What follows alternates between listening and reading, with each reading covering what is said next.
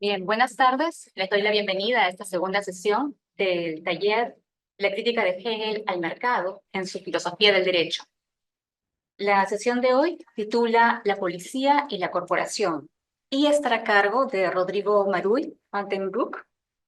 Él ha hecho sus estudios de filosofía en universidades de Lima y Burdeos y Berlín. Actualmente es asistente de investigación en la Cátedra de Filosofía Práctica, Filosofía del Derecho y Filosofía Social de la Universidad Humboldt de Berlín. Es además candidato a doctor en esa misma universidad, bajo la supervisión de Rachel Yegi y Christoph Müllers, en el marco del grupo de investigación Normatividad, Crítica, Cambio, coordinado por la Universidad Libre de Berlín. Es miembro del grupo de investigación sobre la actualidad del pensamiento de Hegel y del grupo de investigación sobre teoría crítica. Es también miembro de la Red Iberoamericana Foucault. Sus temas de investigación se centran en la filosofía social, la filosofía del derecho y la teoría crítica. Tiene varias publicaciones en revistas o en libros dedicados a la filosofía de Hegel. Le damos la bienvenida y, bueno, disfrutemos de esta sesión.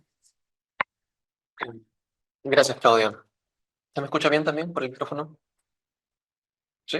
Ok, esperamos que sí. Em, Gracias por asistir.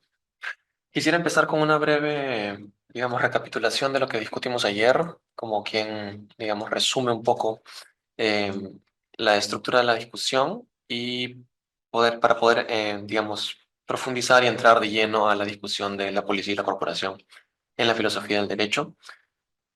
Sobre todo porque, digamos, por cuestiones de tiempo nos vamos a saltar la parte del medio, la administración de la justicia, que lamentablemente, como digo, no se discute mucho, pero es interesante y tiene intuiciones interesantes de Hegel, sobre todo para la filosofía del derecho en el sentido más de filosofía y teoría jurídica. Entonces, ayer comenzamos con una breve, digamos, presentación acerca de la filosofía del derecho como proyecto de Hegel por, digamos, que lo relaciona con la tarea de la filosofía de captar el tiempo en pensamiento y en cierto sentido es un diagnóstico, digamos, de cómo lo que Hegel llama el espíritu objetivo se realiza en la modernidad y en particular en las sociedades modernas.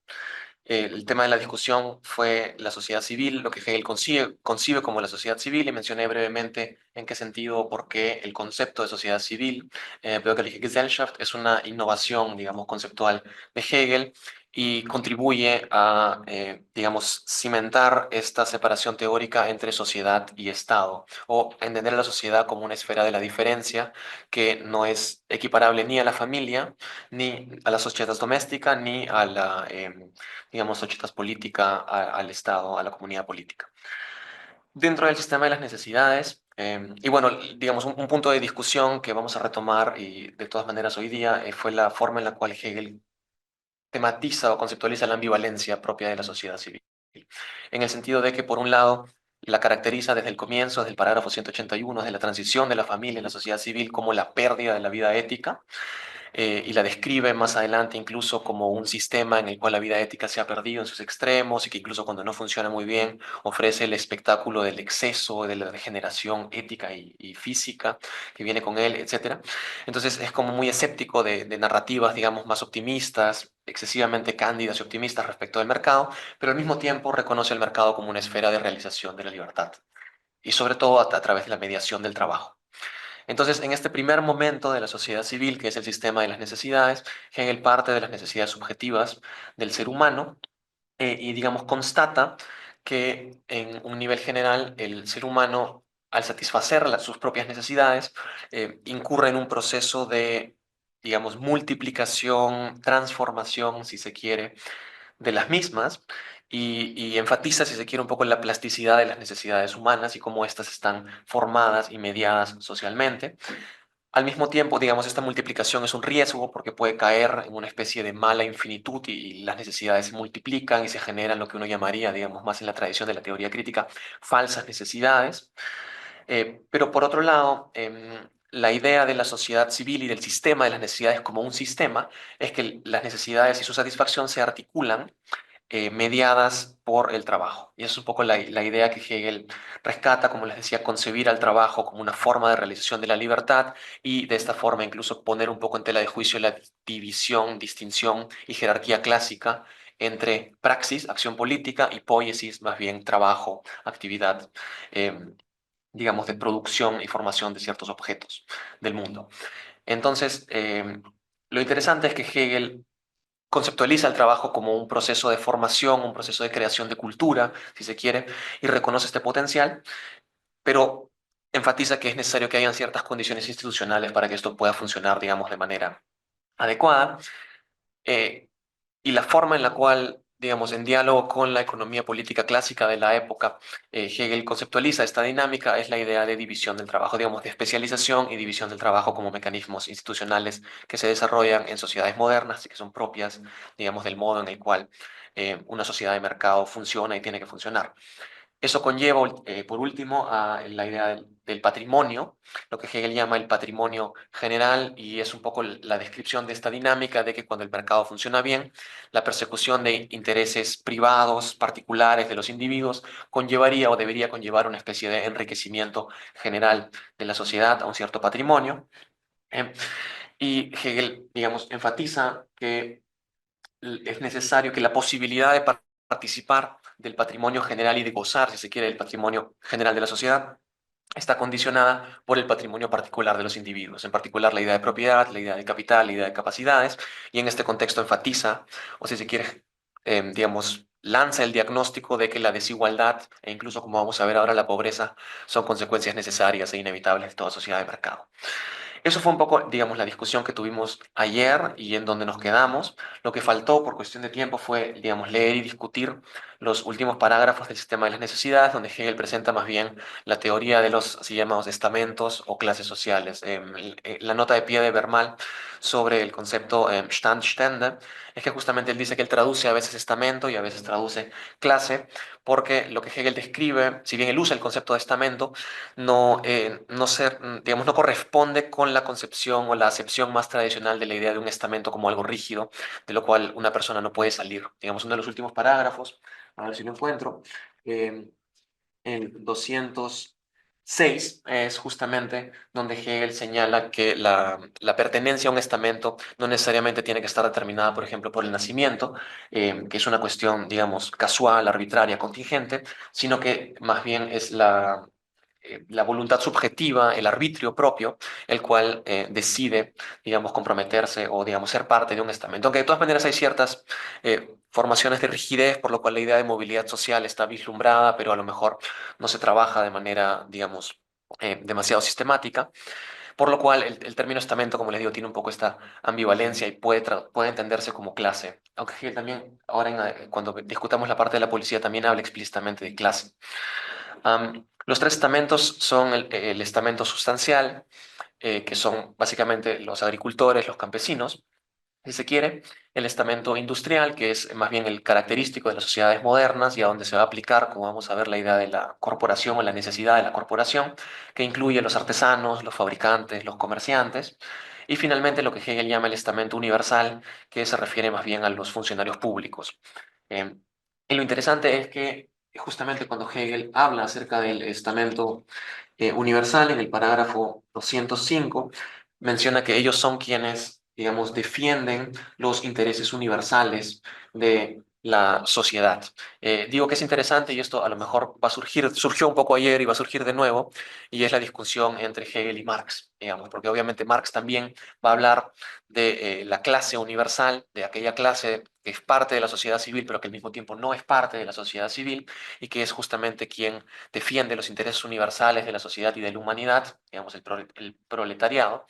Y es interesante que Marx resignifique la idea de, si se quiere, estamento o clase universal, ya no como los funcionarios públicos, la gente que es parte del Estado, si se quiere, o que es parte del aparato estatal o del poder público, sino más bien justamente, digamos, los excluidos y marginalizados de la sociedad. De todas maneras, ya un poco como para concluir esta especie de resumen, una idea interesante que quizás valdría la pena también retomar y discutir, eh, que Hegel discute en el marco de su teoría de los estamentos, es esta idea de que pertenecer a un estamento genera en la persona una cierta disposición ética, una cierta actitud, una cierta forma de convicción.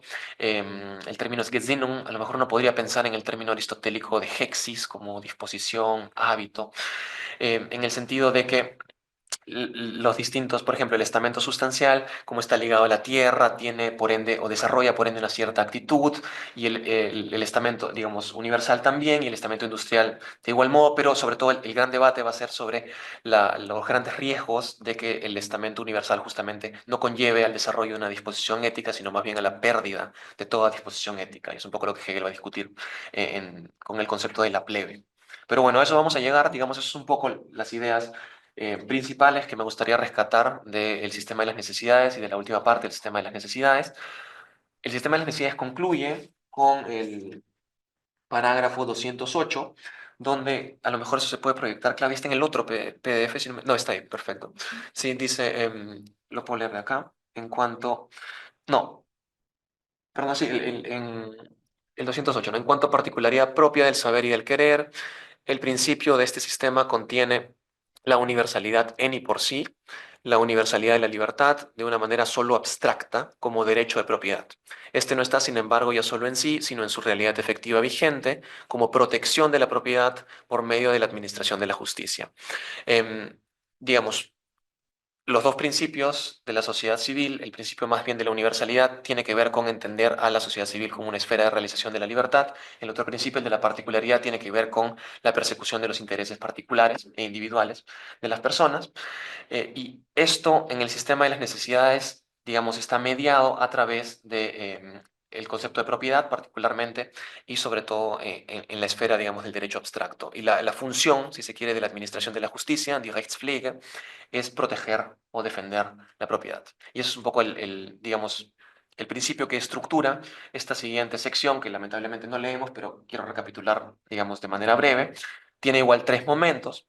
El primer momento es la ley, y Hegel, digamos, discurre acerca del concepto de ley, y es interesante porque, digamos, rescata ciertos elementos que dentro de la tradición política y de la filosofía del derecho se caracteriza o han sido tematizados, por ejemplo, en la Escuela de Frankfurt con Franz Neumann, como el carácter general o universal de la ley. Es decir, eso viene incluso desde Rousseau o puede verse desde antes, pero es la idea de que las leyes no pueden tener un contenido particular. O sea, no puede haber ley con nombre y apellido, no sería una ley, sería, por ejemplo, un decreto o sería otro tipo de decisión o de forma de decisión política. La ley tiene que tener este contenido general y justamente porque tiene este carácter general es que se puede permitir la articulación de ciertos procesos de mediación de la actividad y de las decisiones políticas que implican objetividad, digamos, imparcialidad, neutralidad. Hegel, aparte de eso, de la idea de generalidad de la ley, resalta además el carácter público de las leyes, es decir, que las leyes tienen que ser conocidas por los ciudadanos y que si no son conocidas por los ciudadanos no pueden tener esta capacidad justamente de guiar de manera razonable su comportamiento. Por ende, podría decirse, la condición formal de generalidad y publicidad de la ley es para Hegel una condición de su obligatoriedad o si se quiere vigencia, es decir, que la ley pueda tener esta efectividad o eficacia social, depende de estas características generales que, digamos, han sido muy discutidas en la tradición liberal. Por ejemplo, mucho de lo que se considera como el Estado de Derecho o la así llamada Rule of Law tiene que ver con mecanismos similares o afines. La segunda parte es donde Hegel habla sobre la existencia de la ley y digamos acá se menciona la idea de que la ley conviene que la ley sea codificada, que haya códigos como por ejemplo el Código Civil que instaura Napoleón o la idea del Código Penal, que la ley además cobra existencia, por ejemplo, en los contratos, que los contratos son hasta cierto punto instanciaciones de lo que permite un determinado marco jurídico y por ende son instancias de existencia de la ley.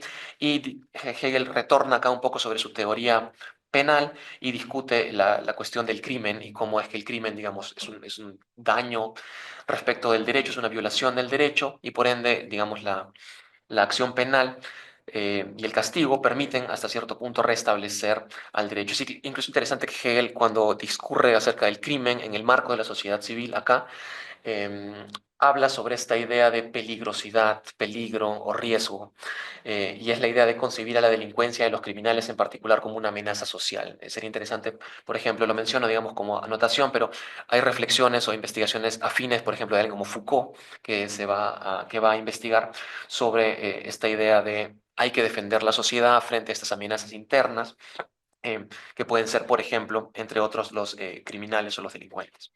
El tercer momento, digamos, de la administración de la justicia son las cortes, y Hegel acá desarrolla, digamos, reflexiones acerca de la idea de cómo debe ser llevado un proceso, un debido proceso, cuáles son los criterios que tienen que cumplirse para que el proceso tenga este carácter, como les digo, hasta cierto punto imparcial, objetivo, neutral. Habla sobre la idea de subsunción, es decir, que cuando un juez eh, digamos, juzga o toma una decisión respecto de un determinado caso, el caso debe subsumirse dentro de la ley, de modo que el juez no tiene tanto, por así decirlo, libre arbitrio, sino que más bien tiene esta concepción, digamos, maquinal de que el juez simplemente debe deducir aquello, el caso particular, de lo que contempla la generalidad de la ley, y es una idea, digamos, que es muy firme y juega un rol hasta hoy en día muy importante en el derecho alemán y en las escuelas de derecho alemán. Em, pero al mismo tiempo, Hegel también hay un par de parágrafos en los cuales menciona la idea de equidad y el hecho de que la ley no puede cubrir, digamos, todos los casos posibles que surjan, y más bien los jueces a veces tienen que decidir con criterios de equidad que deben adaptar o expandir un poco lo que la ley dice para que el caso particular pueda ser subsumido dentro del establecimiento o de la provisión general. Con eso, digamos, con este muy breve resumen, a lo mejor hay cosas que discutir acá, pero como les digo, quería dedicar el tiempo más bien a la parte siguiente, que es de las que más debate ha generado.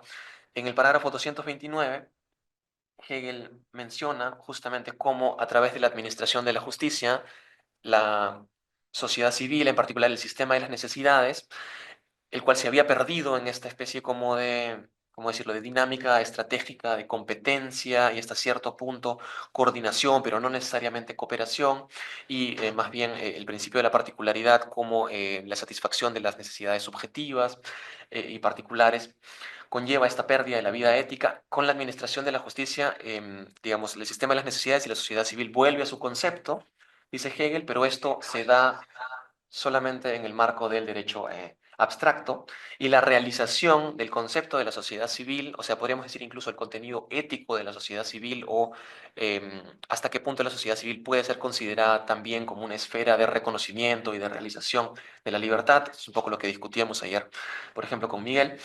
Em, para esto son necesarias dos instituciones, la policía y la corporación. Y eso es un poco lo que empieza a discutir Hegel a partir del parágrafo 230. Digamos, esto puedo leerlo rápidamente. Hegel sostiene en el parágrafo 230 que un poco el objetivo de la policía y de la corporación es justamente asegurar la posibilidad de la subsistencia de los individuos particulares en la sociedad civil y de su propio bienestar frente a las contingencias de la sociedad civil. Y el concepto de contingencia, digamos, juega un rol central para entender, digamos, los problemas que Hegel diagnostica respecto de las sociedades modernas y las sociedades de mercado. No estoy seguro si...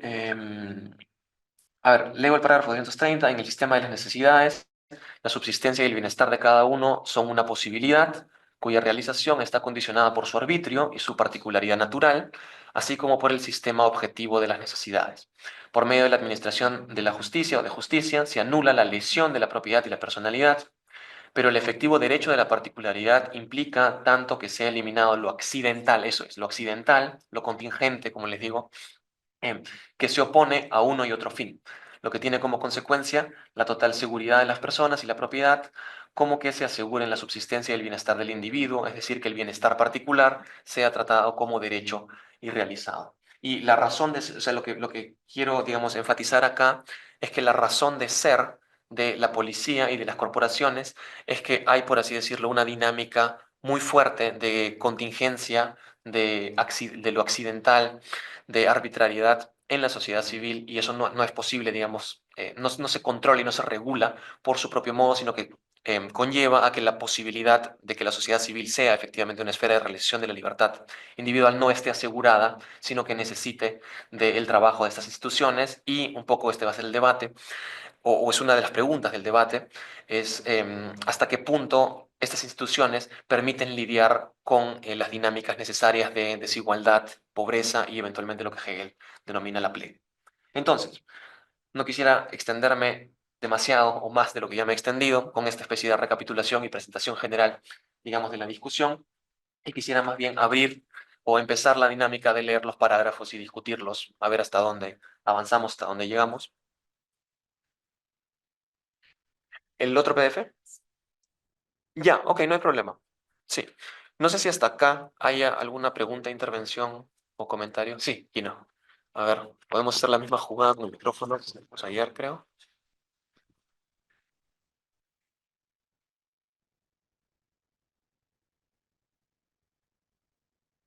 Ok, mi pregunta es un poco más básica, ¿no? Para explicar un poco más los conceptos, porque siempre me confundió acá el tránsito entre sistema de necesidades y administración de justicia, porque ponemos al Estado como un momento separado, pero la administración de justicia depende del Estado, ¿no? En tanto institución. Entonces, la pregunta básica, supongo, sería cómo está pensando acá justamente Hegel esta administración de justicia sin haber todavía justificado al Estado como institución que aparece todavía después por otro tipo de necesidades conceptuales, ¿no? ¿Cómo está pensando exactamente la Administración de Justicia y de qué depende en todo caso? Ya, esa es una buena pregunta y es un poco, digamos, tema de debate. Digamos, lo mencioné, creo, de pasada ayer, pero es la, o sea, digamos, la distinción entre la sociedad civil. Ay, perdón, disparé nomás. La distinción entre la sociedad civil y el Estado, eh, incluso si se quiere, la separación de la sociedad civil y el Estado, como esta, digamos, innovación o una de las innovaciones propias de la conceptualización de Hegel en la filosofía del derecho, puede dar cabida a dos lecturas. Una lectura que sería, si se quiere, la más liberal, que no, yo diría que no es exactamente la de Hegel, sería decir que como el Estado está separado de la sociedad civil y del mercado, como decía, el Estado no tiene potestad de intervenir activamente en el mercado porque no está más, digamos, más allá de su esfera de jurisdicción. Esa sería, digamos, la, ¿cómo decirlo?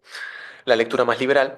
La lectura más bien que tendería a reforzar al Estado y que podría llamarse, si se quiere, más autoritaria, política. Incluso hay quienes han acusado a Hegel de ser un protototalitario. Sería más bien decir que la separación entre la sociedad civil y el Estado le da una primacía al Estado respecto de la sociedad civil. ¿Y por qué eso es importante para la administración de la justicia? Es justamente, y esto es, digamos, recurrente en la argumentación sobre teoría del Estado alemana, es decir, que la ley y el poder judicial en particular no somete del todo la voluntad política, si se quiere, del Estado. O incluso la Constitución, si se quiere, como el marco general de derecho que debería hasta cierto punto normar cómo es que la política se ejerce y las decisiones políticas se toman, hay algo del Estado que excede a la ley y a la administración de la justicia. Entonces, justamente esta idea de no querer identificar al derecho con el Estado es un poco, digamos, es incompatible hasta cierto punto con la idea de Estado de Derecho. O sea, la idea de Estado de Derecho es justamente que sobre todo el Poder Ejecutivo tiene que estar limitado y tiene que moverse siempre en el marco de la ley. Pero hay autores que dicen, no, la voluntad del Estado tiene como algo más originario, primogenio, o si se quiere, más la voluntad política siempre es más fuerte y excede al derecho, y por ende ahí cabe la posibilidad, si se quiere, de que el Estado suspenda el ejercicio normal del derecho si es que tiene que, digamos, defender sus propios intereses. El concepto de razón de Estado también, digamos, puede jugar un rol acá. Em, y es un poco, como decía, es un debate que se lleva a cabo y se articula de manera bastante fuerte en la República de Weimar, ¿no? Y es, por ejemplo, es Kelsen básicamente argumentando contra Schmitt, argumentando contra Hermann Heller, etcétera, incluso contra Georg Jelinek, que tienen esta concepción de el Estado como algo más allá de la esfera del derecho. Entonces, en el contexto de Hegel, como digo, sería interesante pensar hasta qué punto la primacía del Estado, como decía, puede justificar este margen de acción más allá del marco de la ley, por un lado, pero por otro lado también, y esto es lo que decía Ceci, la función de la administración de la justicia es defender la propiedad. Eso significa que el Estado, hasta cierto punto, podría tener una primacía, una jurisdicción respecto de cómo se establece un cierto régimen de propiedad dentro de la administración de la justicia. O sea, contra la lectura más liberal que sería no, el derecho de propiedad es un derecho natural o es parte del derecho privado y por ende el derecho público no puede intervenir ahí. Poner o ubicar a la administración de la justicia dentro de la sociedad civil y no dentro del Estado podría abrir también, digamos, estas puertas argumentativas que permitirían pensar algo así como otros regímenes de propiedad. En Hegel no la abolición de la propiedad privada, pero sí quizás otra forma de organización de la propiedad. No sé si hay algún otro comentario o... Sí.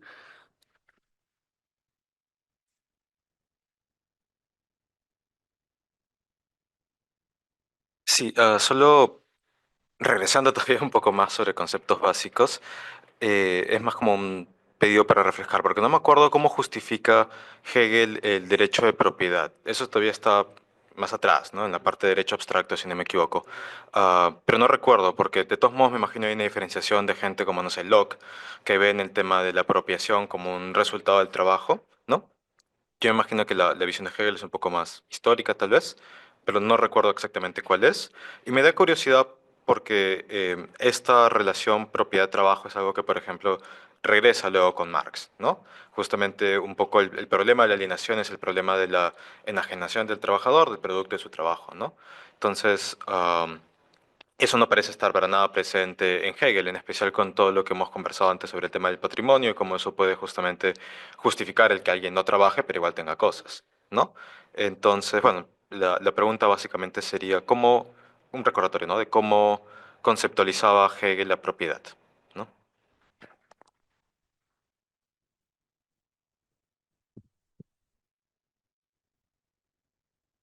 Ya, perfecto. Gracias por la pregunta, Gino. Digamos, eso quizás no lo tengo tan fresco, pero la justificación del el derecho de propiedad en el derecho abstracto, justamente, o la conceptualización de Hegel de la propiedad como el primer momento de realización de la libertad en el derecho abstracto, tiene, diría, por lo menos dos fundamentos que permiten comprender cuál es el sentido de esta institución. Uno es, no estoy seguro con cuál empezar. A ver, empiezo con este mejor. Y es la idea hegeliana de que el principio de la particularidad, el principio, si se quiere, podríamos decir, de la autonomía y de la libertad individual como principio, digamos, clave para entender la época moderna y el valor mismo del desarrollo del espíritu en la modernidad, es absolutamente indispensable. Y ese principio, sí, digamos, se realiza o encuentra una forma externa básica en la propiedad. Entonces, no es posible pensar un orden normativo, si se quiere, donde las personas puedan realizar su autonomía y libertad individual si es que no tienen, cuanto menos, una garantía básica de que esto se materialice en la propiedad.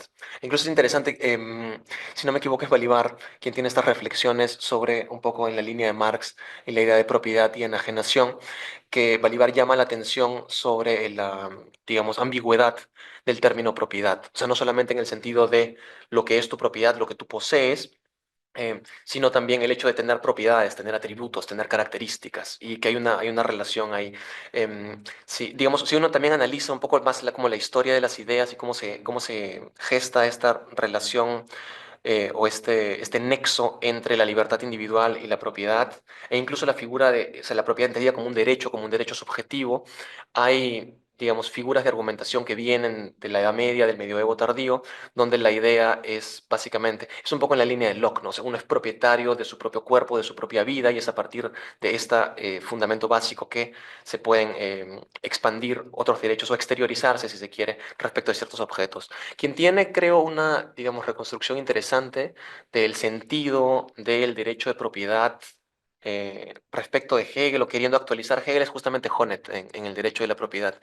Y Honneth lo relaciona con la idea de que es a partir de la propiedad, digamos, Honneth sostiene que a partir del hecho de tener propiedad, tenemos o el individuo tiene una especie de esfera privada de autonomía donde puede actuar en función a su arbitrio. Es decir, actuar un poco como quien dice según se le antoje. como le dé la gana. Y esta esfera de autonomía individual permite que los individuos se retraigan de la vida social, de la vida comunitaria, de la vida política y tengan un cierto espacio de reflexión para sí. Y este espacio de reflexión garantizado por el derecho de la propiedad es el que permite después participar activamente en la vida pública, digamos, de manera, habiendo reflexionado, habiendo tenido este tiempo, etcétera. Entonces la idea de esto también se lo relaciona con reflexiones de Stuart Mill y de Virginia Woolf, si recuerdo bien, Jonet, ¿no? Y la idea de que todos deben tener un cuarto, por ejemplo, privado, esta idea muy burguesa, ¿no? De la autonomía individual. Entonces esa es un poco la línea de justificación. Y esto opera, digamos, en el momento de la sociedad civil, y justamente el problema de la pobreza, el problema de la plebe, es, si se quiere, la insuficiencia o la falta de propiedad, y por ende incluso podríamos hacer el salto, si se quiere, semántico, la falta de ciertas propiedades o disposiciones éticas, ¿no? que caracterizan, que caracterizarían a los miembros de una comunidad ética, propiamente. Sí. No sé si hay alguna otra pregunta, acotación, comentario, o empezamos a leer y discutir los parágrafos. Sí, Julio. Sí, gracias. Sí, estaba pensando, a propósito de la pregunta de Gino, en el, digamos, el lugar, ¿no?, de la sociedad civil en el conjunto de la eticidad, ¿no?, de la filosofía del derecho. Hay un momento del capítulo de la sociedad civil en la que Hegel señala que es la diferencia entre familia y Estado. Y entonces hace una jugada que me parece muy interesante, ¿no? En tanto diferencia presupone al Estado. O sea, está en medio de los dos, está en medio de la familia y el Estado, y es diferencia, en esa diferencia está presuponiendo al Estado justamente para contraponerse a él, ¿no? Digamos que, claro, en ese mismo parágrafo también señala, este, para complicar las cosas, ¿no?, que justamente la sociedad civil, sí, en el ámbito temporal histórico, está situado a partir de la modernidad, ¿no?, que en la modernidad además es el momento histórico en el que todas las determinaciones del concepto, digamos, se relacionan, ¿no?, con mayor claridad. O sea, la sociedad civil es históricamente hija de la modernidad, ¿no? Entonces, eso me lleva a pensar, y esa es la pregunta que quería hacer ahora, en, eh, digamos, lo que estamos viendo en la filosofía del derecho es una suerte de reconstrucción conceptual de lo que es el espíritu objetivo, ¿no? Pero en esa reconstrucción, obviamente, hay una crítica, ¿no? Una crítica no es no es una mera exposición de cómo son las cosas en la vida política, social, ¿no? Sino un criterio, ¿no? Eh, y creo que lo particular y lo problemático en Hegel es que ese criterio está, digamos, establecido desde una perspectiva lógica, ¿no? Este, o sea, justamente volviendo al punto inicial, ¿no?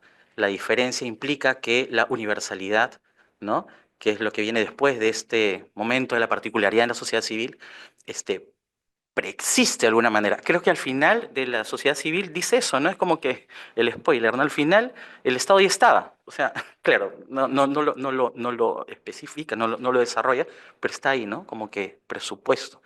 Entonces, esa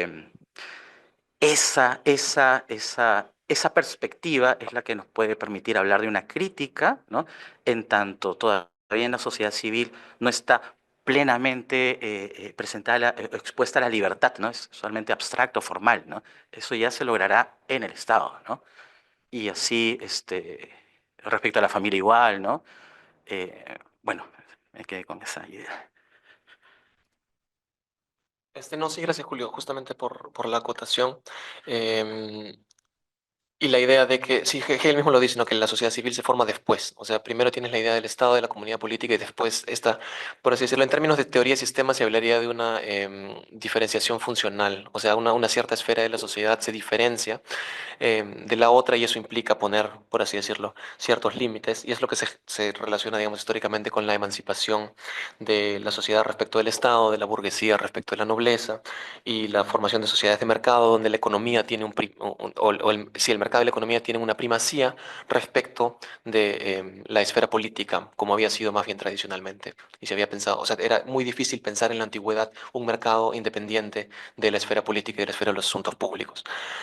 Pero para complementar quizás esta idea de que la sociedad civil presupone al Estado, también como spoiler, en la parte de la corporación, Hegel dice que las raíces éticas del Estado están en la corporación y por ende en la sociedad civil. O sea, el Estado se constituye a partir de, o se realizaría a partir de un buen funcionamiento de la sociedad civil. Y hasta qué punto eso o no convincente es un poco, digamos, lo que vamos a discutir ahora. Sí. Entonces, a lo mejor comenzamos con el parágrafo 231, a ver,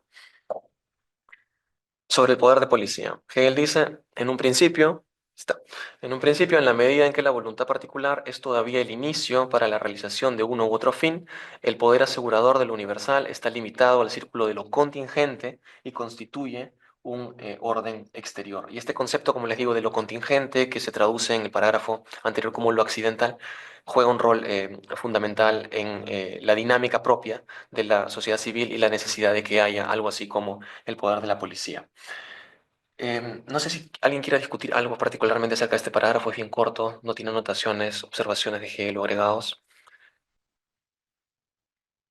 El siguiente dice, además del delito, que el poder general debe evitar o llevar un tratamiento judicial, es decir, además de la contingencia, de nuevo, como voluntad del mal, existen acciones legales y usos privados de la propiedad que son permitidos y que ponen también al arbitrio personal en relación exterior con otros individuos y con instituciones públicas de fin común. Por este aspecto general, las acciones privadas se convierten en una contingencia que escapa a mi poder y puede ocasionar u ocasiona daños o injusticias a otros. Y justamente acá, si no me equivoco, claro, en la siguiente, terminamos acá, dice Hegel, se trata, por cierto, solo de una posibilidad, pero al convertirse en algo contingente, desaparece la exigencia de que la cosa no provoque ningún daño. Este es el aspecto injusto que reside en tales acciones, fundamento último de la legitimidad de la pena policial. Em, sí, entonces, digamos, como acotación conceptual, quizás que no lo dije en la presentación, el concepto de policía de Hegel es un poco, o sea, nos suena un poco extraño porque no se refiere exactamente a la institución policial como la entendemos hoy en día, sino que también implica otros ámbitos que hoy en día, por ejemplo, relacionaríamos con el Ministerio de la Economía o incluso la idea de un banco central, aunque no se tematiza exactamente, em, pero sí está también esta idea de la seguridad. Y esto se ve acá con la idea de la pena policial, el hecho de proteger también justamente ¿cómo decirlo?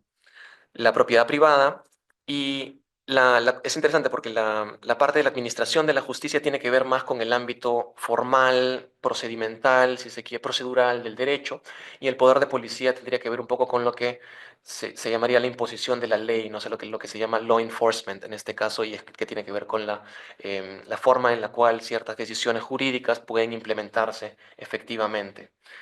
Y esto, digamos, es necesario. O sea, hay una especie como de justificación, si se quiere, funcional, necesaria de que exista una institución así. Digo esto también porque es interesante. Hay mucho debate acerca de el abolicionismo penal, es decir, abolir instituciones como las cárceles, las policías, incluso el derecho penal, o reformularlo radicalmente. Angela Davis, por ejemplo, es una autora muy importante en este contexto.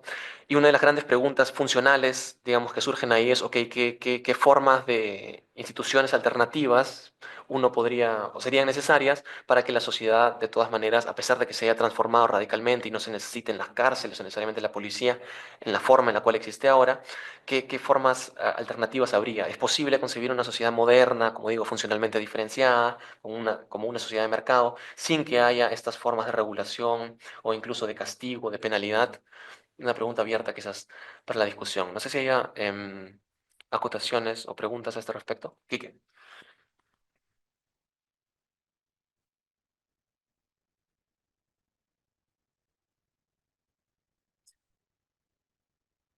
Sí, solo una acotación muy chiquita, en realidad es casi un dato anecdótico, pero esos parágrafos, el 232 y el 231, son los fundamentos de una categoría que se utiliza en el derecho penal alemán, que es la categoría de riesgo permitido. La idea en el fondo es que no toda vulneración de un bien jurídico protegido, que serían este conjunto de libertades producto del ejercicio de la arbitrariedad y del arbitrio, mejor dicho, son relevantes para el sistema policial y penal, y no solamente aquellas que están por encima de cierto umbral que se fija socialmente. Entonces, simplemente hago una acotación para mostrar que ese parágrafo es una de las influencias fuertes de Hegel en la teoría del delito, que por lo demás es bastante hegeliano, dicho sea de paso.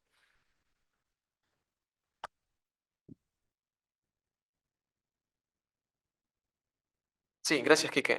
Y esto a lo mejor, como digo, conecta con este otro parágrafo que está en la Administración de la Justicia, donde se habla sobre la peligrosidad del crimen y la amenaza, como digo, respecto de la sociedad civil. O sea, es un poco lo que mencionaba también ayer, ¿no? O sea, uno de los grandes trasfondos que acompañan la reflexión hegeliana, y no solamente de Hegel, a este respecto, es el problema de cómo pensar la integración de las sociedades modernas en tanto sociedades de mercado. O sea, cómo lidiar con estas fuerzas centrífugas, o si se quiere, antisociales, que se forman en el contexto moderno y de qué forma podemos garantizar que de todos modos esto se constituya como una forma como una esfera de realización de la libertad. Sí, buen dato, interesante lo del riesgo permitido. ¿Alguna otra acotación sobre este parágrafo? Si no, pasaría al siguiente, el 234, digamos, 234, 235. El 234 dice, las relaciones de la existencia exterior caen en la infinitud del entendimiento.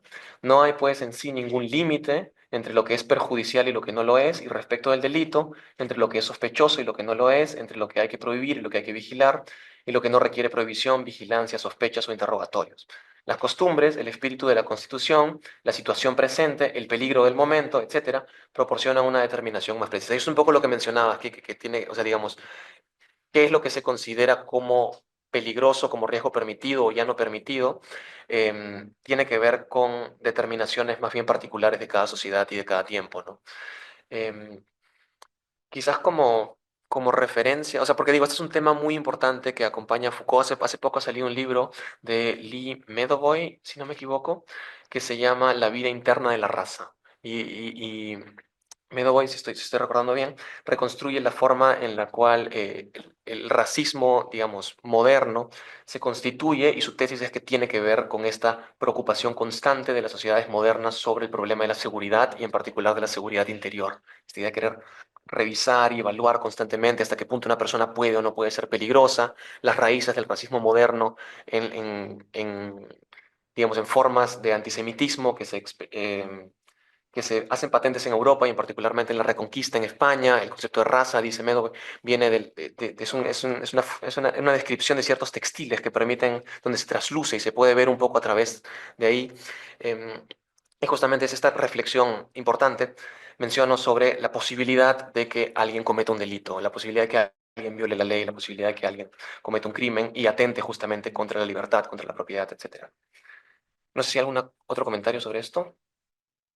Podemos ir avanzando porque si no, no nos va a dar el tiempo, evidentemente. El 235 dice, la indeterminada multiplicación y el entrecruzamiento de las necesidades cotidianas tienen por resultado, respecto de la producción y el intercambio de los medios para su satisfacción, en cuya libre posibilidad todos confían y respecto de su registro y negociación, que deben ser tan breves como sea posible, actividades que tienen un interés común y que al mismo tiempo son para todos la tarea de uno. Surgen así procedimientos e instituciones que pueden servir para un uso común. Estas tareas generales e instituciones de utilidad común requieren la vigilancia y la previsión del poder público. Y acá es quizás cuando el concepto de policía uno se da cuenta que va más allá de lo que hoy en día concebimos como policía, ¿no? O sea, la idea de que haya estas un poco condiciones comunes, más estructurales, que permitan justamente que la sociedad funcione. Marx, si no me equivoco, habla sobre las condiciones generales de producción, o sea, el hecho de que haya, por ejemplo, vías de comunicación. Hegel pues, también menciona, digamos, que la calle esté iluminada, por ejemplo, en la noche, etcétera, ¿no? O sea, digamos, como la infraestructura necesaria para que el mercado pueda funcionar. Y eso es algo de lo cual debe encargarse la policía, no solamente en términos de seguridad, sino también en términos, si se quiere, más institucionales, infraestructurales. ¿Todo bien, todo claro? No sé si en el chat, de hecho, o digamos en el Zoom haya Bueno, podemos ir viendo. Si no, leo el siguiente, el 246. Poco a poco nos aproximamos al problema de la pobreza, que quizás es lo más interesante. Los diversos intereses de productores y consumidores pueden entrar en conflicto entre sí, y si bien en el todo la relación correcta se produce por sí misma, La compensación requiere una regulación consciente que esté por encima de ambas partes. El derecho de esta regulación para el individuo, por ejemplo, de los precios de los artículos de primera necesidad, se basa en que las mercancías de uso totalmente general y cotidiano no son ofrecidas al individuo como tal, sino a él en cuanto general, al público, cuyo derecho a no ser engañado, lo mismo que el examen de las mercancías, puede ser representado por un poder público por tratarse de una tarea común.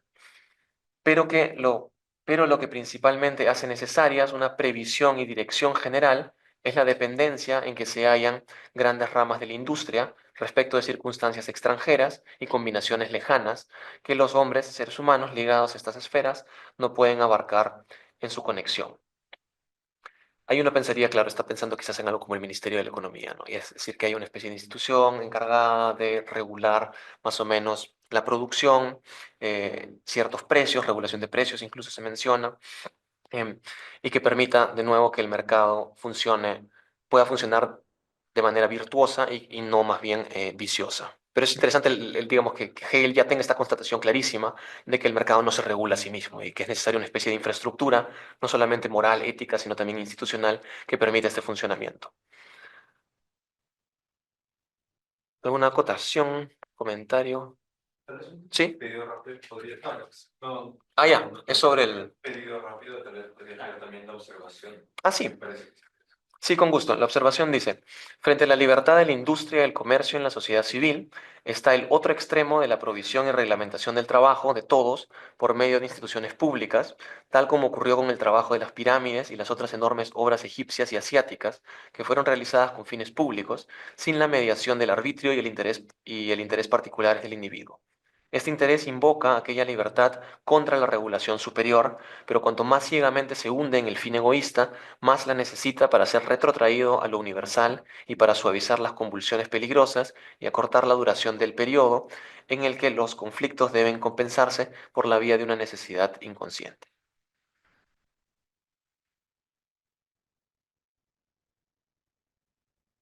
¿Sí?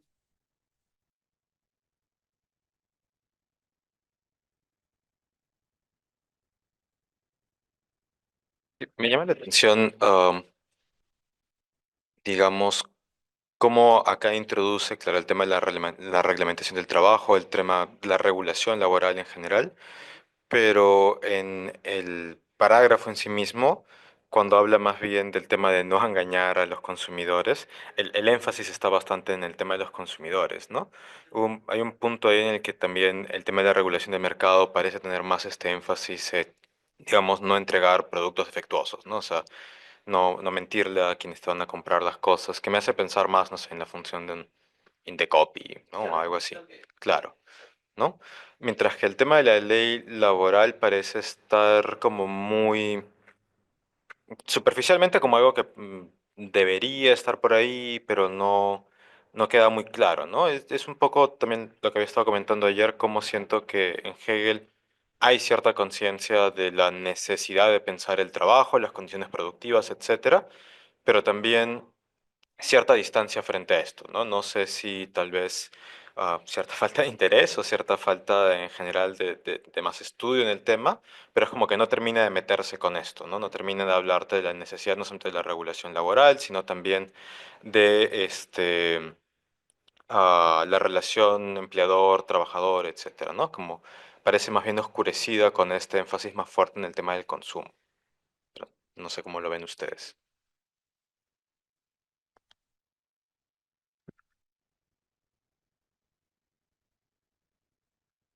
Diría por un lado sí, y de hecho, claro, esto remite al otro parágrafo o a esta sección del derecho abstracto que se llama justamente el engaño, o podría traducirse como engaño betrug, que es el segundo momento de la injusticia o el crimen, o justamente antes del crimen explícitamente.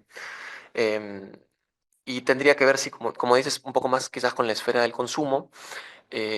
Y sí, es cierto, o sea, digamos, a ver, a lo mejor en la discusión y en los parágrafos que siguen puede que salga un poco más de cuestiones sobre la idea de regulación de condiciones laborales, em, pero diría que no es tan prioritario, incluso para el debate, digamos, de la época e incluso cómo se va a entender al trabajo en Alemania, en Prusia, hasta finales del siglo XIX, no es como que juega un rol, digamos, muy definitivo, al menos en discursos oficiales. No sé, por ejemplo, hay esta documentación sobre Bismarck, por ejemplo, cuando se le pedía que haya regulación para, por ejemplo, evitar el trabajo infantil o que haya ciertas condiciones que impidan o los accidentes en la fábrica o que incluso si hay accidentes, que haya cierta compensación por parte de los productores respecto de negligencias, qué sé yo, y Bismarck anotaba en los proyectos de ley como, no, pero ¿qué es esto? Si un niño se puede caer en cualquier momento de la ventana, ¿no? O sea, son cosas que pasan, etcétera, ¿no? Lo cual, digamos, sí, es interesante porque es un punto de discusión respecto de esta idea de concebir al trabajo en sí como una forma de realización de la libertad. Que como digo, yo creo que tiene este núcleo de verdad en el cual uno piensa, o Hegel piensa, que sin ciertas virtudes o capacidades o incluso la disciplina propia del trabajo, uno no puede realizarse como ser humano plenamente, pero por otro lado puede llevar a esta cuestión de, bueno, pero lo importante es trabajar, ¿no es cierto? O sea, no importa en qué condiciones, siempre va a ser mejor trabajar que no trabajar. Y esto si uno lo relaciona, digamos, incluso con la época de Hegel, comienzo del siglo XIX en Alemania y en Prusia, existían estas casas de trabajo, pues, ¿no? O sea, uno de los grandes problemas eran los vagabundos, la gente que pedía limosnas y o sea, los que denominaban como aquellos que rechazan el trabajo, ¿no? Y eso estaba prohibido, o sea, estaba prohibido vagabundear y estaba prohibido pedir limosnas. Si se te encontraba la autoridad pública, te metían a una institución en la cual te obligaban a trabajar, a hacer trabajo forzado, ¿no? Sí, algunas cosas, digamos, que no, digamos, son fuertes y no cambian tanto, ¿no? Pero hay esta especie como de concepción que de ahí, ese es el eslogan que los nazis de ahí se apropian, que es la idea del trabajo te hará libre, ¿no? El trabajo te hace libre. Pero que, digamos, tiene, creo, en el marco del sistema hegeliano un núcleo de verdad que también es interesante pensar. Y es un poco de nuevo, o sea, es el gran tema de la ambivalencia del mercado y de las distintas formas, digamos, de actividad y relación que hay en el mercado.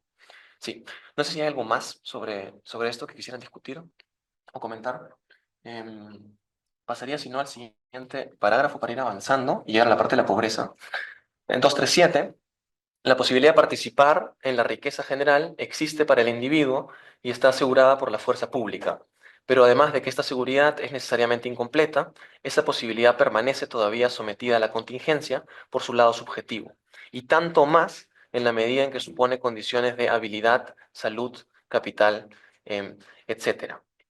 Leo que es el siguiente, para tener un poco más de material.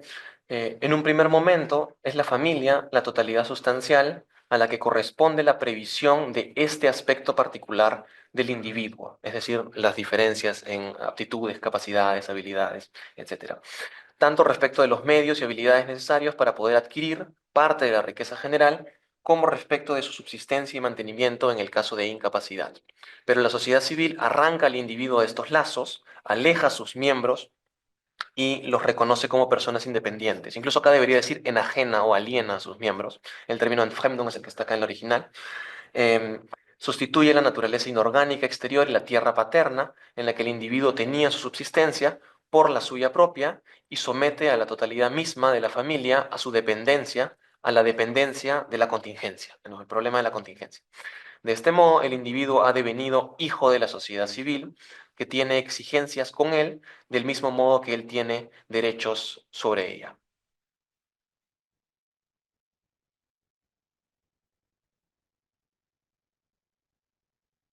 Preguntaría un poco cuál es el punto acá, digamos, porque sí me parece que hay un par de ideas interesantes. O sea, uno es lo que se mencionó, que es la idea de la sociedad civil como la disolución de la familia y por ende, en ese sentido, una forma de pérdida de la vida ética, una forma de alienación, incluso de desarraigo, que viene con toda esta serie de contingencias y que por ende requiere justamente asegurar, por lo menos, aunque sea la posibilidad de que el individuo pueda participar de la riqueza o del patrimonio general. Y eso es un poco lo que Yegi también en este texto que puse de literatura secundaria menciona o tematiza como las patologías del trabajo, es decir, el hecho de que los individuos sean excluidos incluso de la posibilidad de participar en la riqueza general. Y Hegel conceptualiza de nuevo esta posibilidad a partir de cierta forma básica, si se quiere, de propiedad, de capital y de capacidades. ¿Todo claro? ¿Algún punto de discusión? ¿Feedback? ¿No hay feedback del Zoom tampoco? No, no hay problema. Ok, entonces podemos seguir avanzando. 239. En este carácter de familia universal, la sociedad civil tiene frente al arbitrio y la contingencia de los padres la obligación y el derecho de ejercer control e influencia sobre la educación, en la medida en que ésta se refiere a la capacidad para devenir miembro de la sociedad. Esto vale especialmente cuando no son los padres mismos, sino otros quienes llevan a cabo la educación. Es igualmente un deber y un derecho de la sociedad erigir instituciones comunes para esos fines, siempre que sea posible. O sea, la policía tiene que ver incluso con instituciones educativas o con la regulación de la educación como parte de formación necesaria de los individuos para que puedan ser, si se quiere, agentes productivos, capaces de trabajar, o capaces de formar parte de la dinámica laboral de la sociedad civil. Sí, que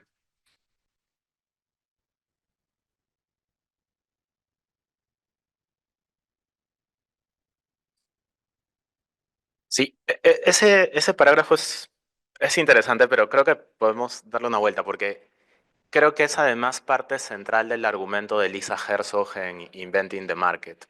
O sea, la relectura que Herzog quiere hacer de Hegel, distanciándolo de lo que sería un liberal, algo así como del desarraigo, en el cual la autonomía del individuo se presupone simplemente y los mercados operan presuponiendo que los individuos son autónomos como un a priori, es hacer esta relectura que usa Hegel y usa, por ejemplo, a John Stuart Mill, ¿no? Y parte del argumento central de Herzog era que los individuos van formando su autonomía, pero la sociedad civil, en el caso de Hegel, no se desentiende de ese proceso de formación del sujeto autónomo y en parte lo haría a través de instituciones destinadas a la educación del futuro ciudadano, ¿no? E incluso los parágrafos anteriores de Hegel, por ejemplo, sobre la protección del consumidor, también podrían ser leídos en esa clave, es decir, este individuo se le está formando como consumidor, pero a la vez se le está protegiendo como consumidor de ser engañado o estafado. Y hay una serie de instituciones que están destinadas no solamente a tener este intercambio para la satisfacción de necesidades, sino también funcionan como una suerte de malla en la cual se va forjando la autonomía del individuo. Entonces lo dejo ahí como una clave de lectura porque es el centro de la interpretación de Herzog de estos pasajes, ¿no?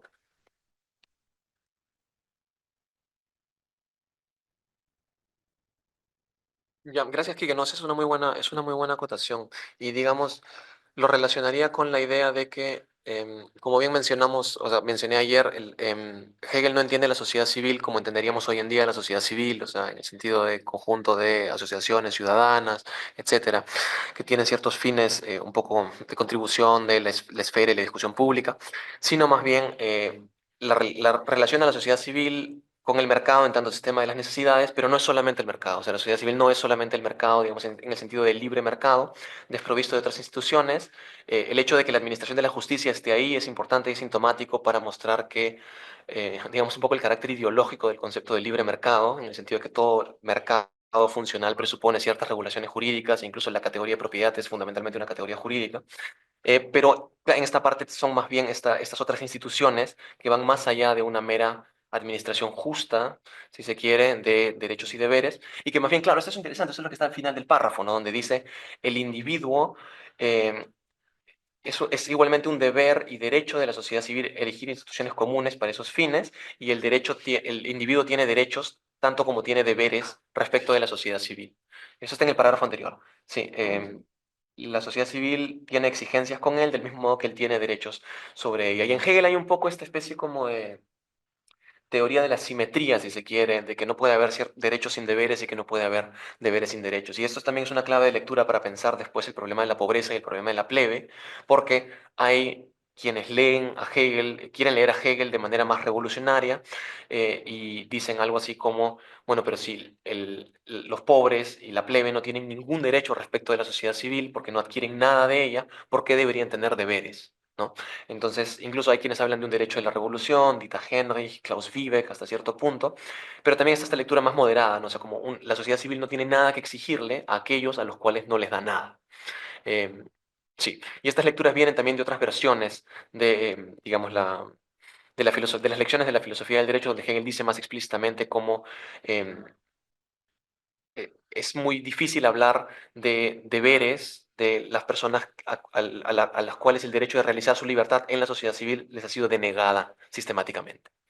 Entonces, esta cuestión, digamos, de fondo, y es un poco lo que ya vislumbra el debate hacia el tema de la pobreza. Seguiría entonces con el 240, Del mismo modo, si los individuos aniquilan con el derroche su seguridad y la subsistencia de su familia, la sociedad civil tiene el deber y el derecho de tomarlos en tutela y hacer cumplir en su lugar la finalidad de la sociedad y la suya propia. Y esto tiene, o sea, quizás dos caras, ¿no? Son una, como la mencionaba Quique, es esta idea de pensar en instituciones que protejan o aseguren una formación, digamos, adecuada de los individuos en tanto miembros de la sociedad civil, pero la idea de tomarlos en tutela y tener el derecho de tomarlos en tutela también puede relacionarse con estas instituciones que les comentaba, que existían en la Prusia de la época. Y Hegel quiere un poco reconstruir, digamos, la racionalidad detrás de las instituciones existentes, pero también hace referencia, obviamente, a las instituciones existentes, en particular estos centros, como digo, de trabajo forzado. ¿Hay algún punto acá que quisieran discutir? Sí. El agregado. A ver, dice, en Atenas, la ley exigía que todo ciudadano declarara de qué vivía. Actualmente se sostiene, en cambio, que esto no importa a nadie. Pero si bien, por una parte, cada individuo existe por sí, por otra es un miembro del sistema de la sociedad civil. Y así como todo hombre tiene derecho a reclamar de ella su subsistencia, ella también debe protegerse contra ellos. No se trata solo de que no reine el hambre, sino de que no surja el populacho, la plebe, the peuple. Puesto que la sociedad civil es responsable de la alimentación de los individuos, tiene derecho a exhortarles a que se procuren su subsistencia. Sí.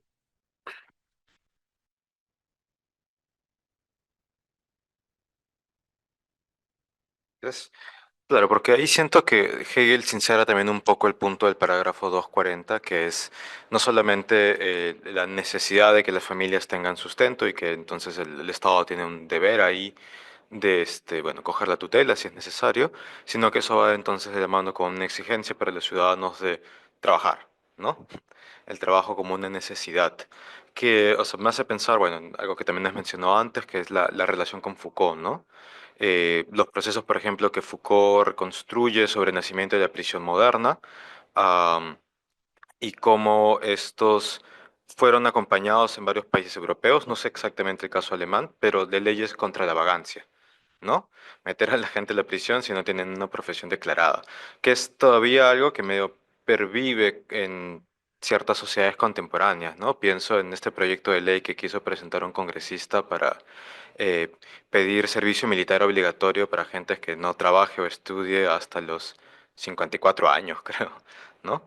Em, entonces, hay un poco de esa lógica también en esta parte del texto de Hegel, ¿no? En la cual él intenta luchar contra la idea digamos, privacidad, el derecho de la autonomía de los individuos, ¿no? De su autodeterminación, de que elijan lo que quieren hacer, pero también al mismo tiempo el derecho, perdón, la necesidad de la subsistencia, que él contrasta pues en este agregado con el caso ateniense, ¿no? O sea, regresando siempre a los griegos, ¿no? Intentando encontrar una suerte de punto medio, balance entre estas dos tendencias, que en este caso no sé qué tan bien funciona, ¿no? Se presta mucho para esta lógica disciplinaria, ¿no?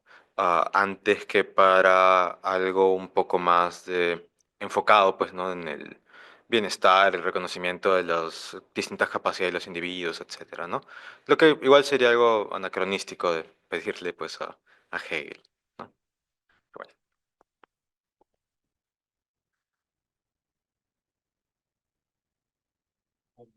Gracias, Julia. Solo, quizás un par de acotaciones solamente al respecto, porque creo que sí es un tema importante. O sea, digamos, la idea de entender al trabajo y como resultado del trabajo la propiedad como fundamento de la ciudadanía es algo que está muy presente a fines del siglo XVIII, comienzos del siglo XIX, ¿no? Esa es incluso la distinción que se instituye con la Constitución de 1791, si no me equivoco, francesa, que es la diferencia entre ciudadanos activos y ciudadanos pasivos. Y a los ciudadanos pasivos excluían obviamente a las mujeres, pero también a los que no tenían propiedad, a los que no tenían trabajo, a los que no tenían un hogar, digamos, una dirección fija. Em, y sigue siendo una institución hoy en día. O sea, si uno quiere ir, por ejemplo, a un país que tiene, digamos, control migratorio y sistemas de visa, etcétera, el trabajo, o sea, es como que una de las grandes argumentos que uno puede utilizar o bien para quedarse o bien para que te voten, ¿no? O sea, es muy difícil que te den la ciudadanía, em, digamos, en otro país si es que no tienes un trabajo. Y es como uno de los criterios de que también te has integrado, por ejemplo. Y sí, o sea, entiendo que tiene esta, o sea, el discurso contra el estado de bienestar y además el discurso anti-migrante se agarran de esta idea de, ah, pero esos son los que no quieren trabajar o es como que los que justamente quieren vivir del Estado y vivir de los demás. Y hay un gran problema en el potencial, digamos, si se quiere, ideológico que tiene este discurso. Em, Al mismo tiempo, como digo, y eso es un poco pensar la ambivalencia del trabajo, y eso incluso también un poco en contra de Foucault y contra la forma en la cual Foucault entiende o no necesariamente, porque o sea, digamos, es un poco difícil atisbar cuál es la normatividad o los criterios normativos que utiliza Foucault para juzgar los mecanismos disciplinarios que él describe. Pero cuando Foucault hace énfasis, por ejemplo, en este carácter productivo de las disciplinas y de las relaciones de poder y cómo forman el cuerpo y generan ciertas capacidades y moldean los cuerpos plásticos de los seres humanos, también hay esta idea de, o sea, uno podría leerlo Foucaultiano como, ah, la sociedad genera formas de dominación que son están presentes por doquier, o la intuición hegeliana sería también, ok, esto contribuye con la formación del sujeto y de la persona en tanto, por ejemplo, ciudadano, qué sé yo, ciudadano responsable, con una disposición ética, con una serie de capacidades, aptitudes, habilidades, etcétera, que le permiten no solamente trabajar, sino también por lo mismo convivir bien, participar de la vida pública, etcétera. Darle una cierta autosubsistencia. Sí, o la capacidad de que sea autosuficiente en el marco de un sistema de interacción y dependencia, ¿no? Es un poco la dialéctica, si se quiere. Sí, a ver, avancemos un poco porque sí, se va acabando el tiempo. Por suerte la corporación es corta, pero ahorita vienen los parágrafos sobre la pobreza. El 241, entonces, al igual que el arbitrio, también otras circunstancias causales, físicas o que dependen de condiciones exteriores pueden reducir a los individuos a la pobreza. O sea, no solamente la contingencia, bueno, digamos, no solamente, perdón, no solamente el arbitrio individual, sino también otras circunstancias contingentes. En esta situación se mantienen las necesidades de la sociedad civil y al mismo tiempo que ella les retira los medios de subsistencia naturales y elimina el lazo que representaba la familia en la forma de un clan, pierden en mayor o menor grado todas las ventajas de la sociedad. La posibilidad de adquirir habilidades y en general cultura, la administración de justicia, los cuidados sanitarios e incluso con frecuencia el consuelo de la religión. El poder general toma con los pobres el lugar de la familia, tanto respecto de sus carencias inmediatas como de su aversión al trabajo, su malignidad y los demás vicios que surgen de esta situación y del sentimiento de su injusticia. Entonces acá se introduce finalmente el problema, si se quiere, de la pobreza como un problema de la sociedad, un problema crucial, digamos, de la sociedad civil, y Hegel lo relaciona de nuevo con esta incapacidad de desarrollar habilidades que le permitan a uno participar de el patrimonio general, gozar del patrimonio general de la sociedad, incluso tener acceso a la justicia, ¿no? O sea, si uno no tiene recursos, no puede incluso hacer valer sus propios derechos por cuestiones de tiempo, cuestiones de costos de los procedimientos, etcétera. Los cuidados sanitarios, la higiene e incluso la religión. Sí, hay esta versión de la filosofía, de las lecciones de la filosofía del derecho, donde Hegel describe así muy detalladamente que es trágico que los pobres, porque no tienen ropas presentables, no pueden ingresar a las iglesias y ni siquiera pueden participar de la comunidad religiosa como una especie de forma, si se quiere, de solidaridad social y están, digamos, tirados a la deriva, ¿no? Y a partir de estar tirados a la deriva, a partir de esta posición marginal, surgen ciertos vicios de la personalidad, lo cual es, como digo, una intuición protosociológica, sociológica de Hegel muy interesante, y es la relación entre pobreza y, si se quiere, personalidad o disposiciones éticas o falta de disposiciones éticas. No sé si quieren discutir algo sobre este parágrafo o seguimos con los siguientes. Sí.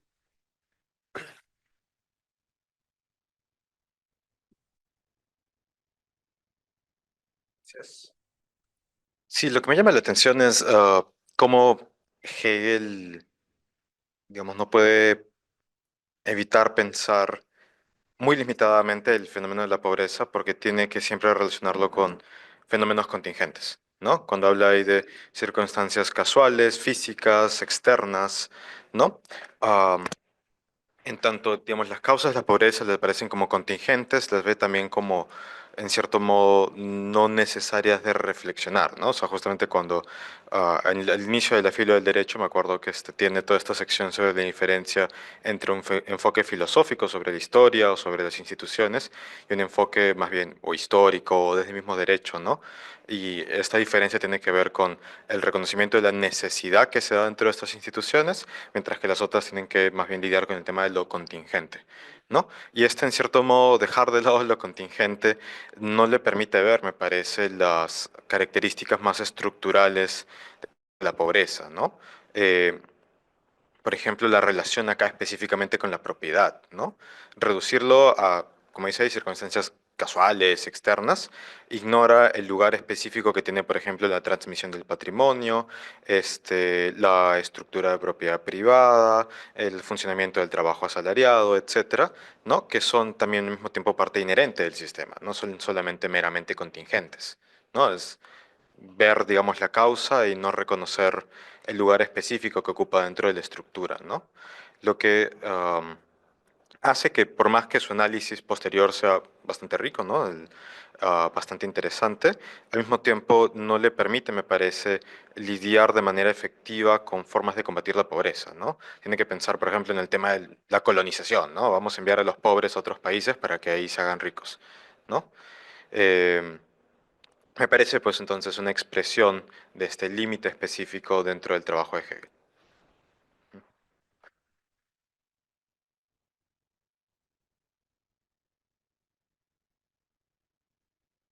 Ya, sí, gracias, Gino. Me parece que es una buena contribución. Quizás tengo dos acotaciones em, al respecto, como quien defiende a Hegel. La primera sería que lo que mencionas es cierto y repetidamente he hecho énfasis en el tema de la contingencia, pero diría que la forma en la cual Hegel conceptualiza la contingencia en la sociedad civil es la forma de una contingencia necesaria. O sea, la contingencia en la sociedad civil es absolutamente necesaria porque es estructural, o sea, responde a el principio de la particularidad, la forma en la cual este principio se instancia en una sociedad de mercado, con división del trabajo, con diferencia de capacidades, eh, al albur, si se quiere, de los arbitrios personales y en función a circunstancias, digamos, que puedan o no surgir en en determinados contextos.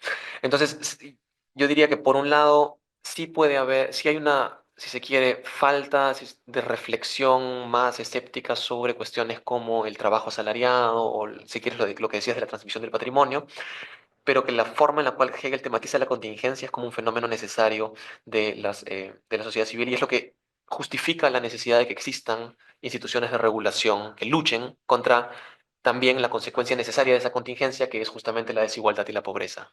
Y eso me llevaría al segundo punto, que es digamos, las limitaciones de Hegel para pensar formas de combatir la pobreza. La policía es una de ellas, digamos, sería un poco la forma desde arriba, o sea, desde el poder público, qué medidas se pueden tomar para organizar un poco el mercado de modo que la pobreza se contenga. Y las corporaciones serían un poco, si se quiere, más bien desde abajo, ¿no? O sea, como los mismos trabajadores que se organizan, generan grupos profesionales, diría Durkheim, por ejemplo, y generan lazos y vínculos de solidaridad que les permiten, sobre todo, resistir a las contingencias y los vaivenes del el mundo industrial o de las sociedades industriales. Pero sí, o sea, digamos, está eso, pero al mismo tiempo, y eso está en otro parágrafo que estoy seguro que viene y vamos a discutir, y es cuando Hegel habla sobre, digamos, la imposibilidad. Sí, es casi al final de la policía, cuando Hegel dice que la sociedad civil no es lo suficientemente rica para lidiar con el problema de la pobreza. Y eso me parece, digamos, adelanta un poco si se quiere la discusión, pero me parece que es importante porque lo que Hegel me parece que está enfatizando acá es la falta de soluciones fáciles. O sea, incluso si la sociedad civil fuera lo suficientemente rica para permitirse una forma, si se quiere, dadivosa de redistribución, eso no sería suficiente para solucionar el problema de la pobreza, porque el problema de la pobreza tiene que ver también con el problema de la falta del acceso al trabajo, la falta de acceso al trabajo digno, si se quiere, en una condición que te permite formarte como individuo, como ciudadano. Entonces, esa es yo diría, un poco el escepticismo que tendría Hegel y que tiene, por ejemplo, alguien como Axel Honneth respecto de estos proyectos de renta básica universal. O sea, damos renta básica universal, aseguramos un mínimo de subsistencia y eso va a ayudar a combatir el problema de la pobreza.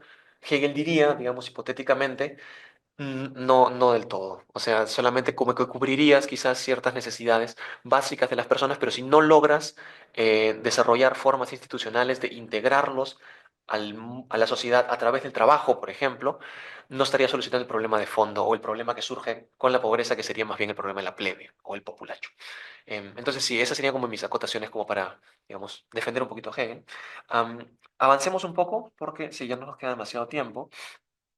Eh, 242, lo subjetivo de la pobreza y en general de la miseria de cualquier tipo a que se ve expuesto todo individuo ya en su círculo natural, exige una ayuda también subjetiva, la ayuda subjetiva, tanto respecto de las circunstancias particulares como respecto del sentimiento y del amor. Esta es la ocasión en que, a pesar de que exista cualquier institución general, la moralidad tiene siempre su papel que cumplir. Pero puesto que esta ayuda misma y sus efectos dependen de la contingencia necesaria, el esfuerzo de la sociedad tiende a descubrir en la miseria y su remedio lo que es universal, para instalarlo y eliminar así la necesidad de aquella ayuda. O sea, incluso si hubiera instituciones que ayuden a los pobres, estas tendrían que encaminarlos a que ellos se puedan ayudar a sí mismos, podríamos decir en jerga, digamos, un poco más moderna o contemporánea. Y es la crítica a Hegel, como acá se ve, ¿no? A las limosnas, a las fundaciones, em, etcétera, a la ayuda de la religión, que no son capaces de reemplazar, si se quiere, la función social que cumple el trabajo como forma de mediación de la sociedad civil y como forma de realización de la libertad. No sé si hay algo más sobre este parágrafo. Si no, paso al siguiente, al 243. Cuando la sociedad civil funciona sin trabas, se produce dentro de ella el progreso de la población y de la industria. Con la universalización de la conexión entre los hombres, a causa de sus necesidades y del modo en que se preparan y producen los medios para satisfacerlas, se acrecienta la acumulación de riquezas, pues de esta doble universalidad se extrae la máxima ganancia. Pero, por otro lado, tiene como consecuencia la singularización y limitación del trabajo particular y con ello la dependencia y miseria de la clase, acá dice clase, ligada a ese trabajo, lo que provoca su incapacidad de sentir y gozar las restantes posibilidades, especialmente los beneficios espirituales que ofrece la sociedad civil. Y esto es un poco, o sea, no es solamente, acá quizás el diagnóstico se agudiza, o sea, no es solamente que cuando la sociedad civil funciona mal, se genera la pobreza, sino incluso cuando la sociedad civil funciona bien, va a haber mayor población y mayor industria, y frente a la limitación de los recursos o frente a, si se quiere, el incremento en la contingencia y complejidad en la cual funciona la sociedad civil, se van a generar de todos modos estos fenómenos de dependencia y miseria. O sea, la pobreza como una condición, ¿cómo decirlo? Como una consecuencia necesaria de las sociedades de mercado. No hay sociedad de mercado que no vaya a generar pobreza. Y uno podría leerlo de dos formas, ¿no? Hay, Alan Wood, si no me equivoco, y Ludwig Sipp lo leen más en el sentido de, bueno, Hegel está justificando la pobreza como una institución necesaria de la modernidad, o más bien la otra lectura sería más bien Hegel está dando un diagnóstico muy duro de que la pobreza, como dicen uno de los agregados, eh, sí, está justamente en el agregado del 244. Después, la última línea, la cuestión de cómo remediar la pobreza, es un problema que mueve y atormenta a las sociedades modernas y que podríamos decir nos sigue moviendo y nos sigue atormentando y no hemos encontrado todavía una solución. 200 años después, más de 200 años después de que Hegel escribiera la filosofía del derecho. De nuevo, no sé si quieren discutir o comentar algo en particular de este punto, ¿sí?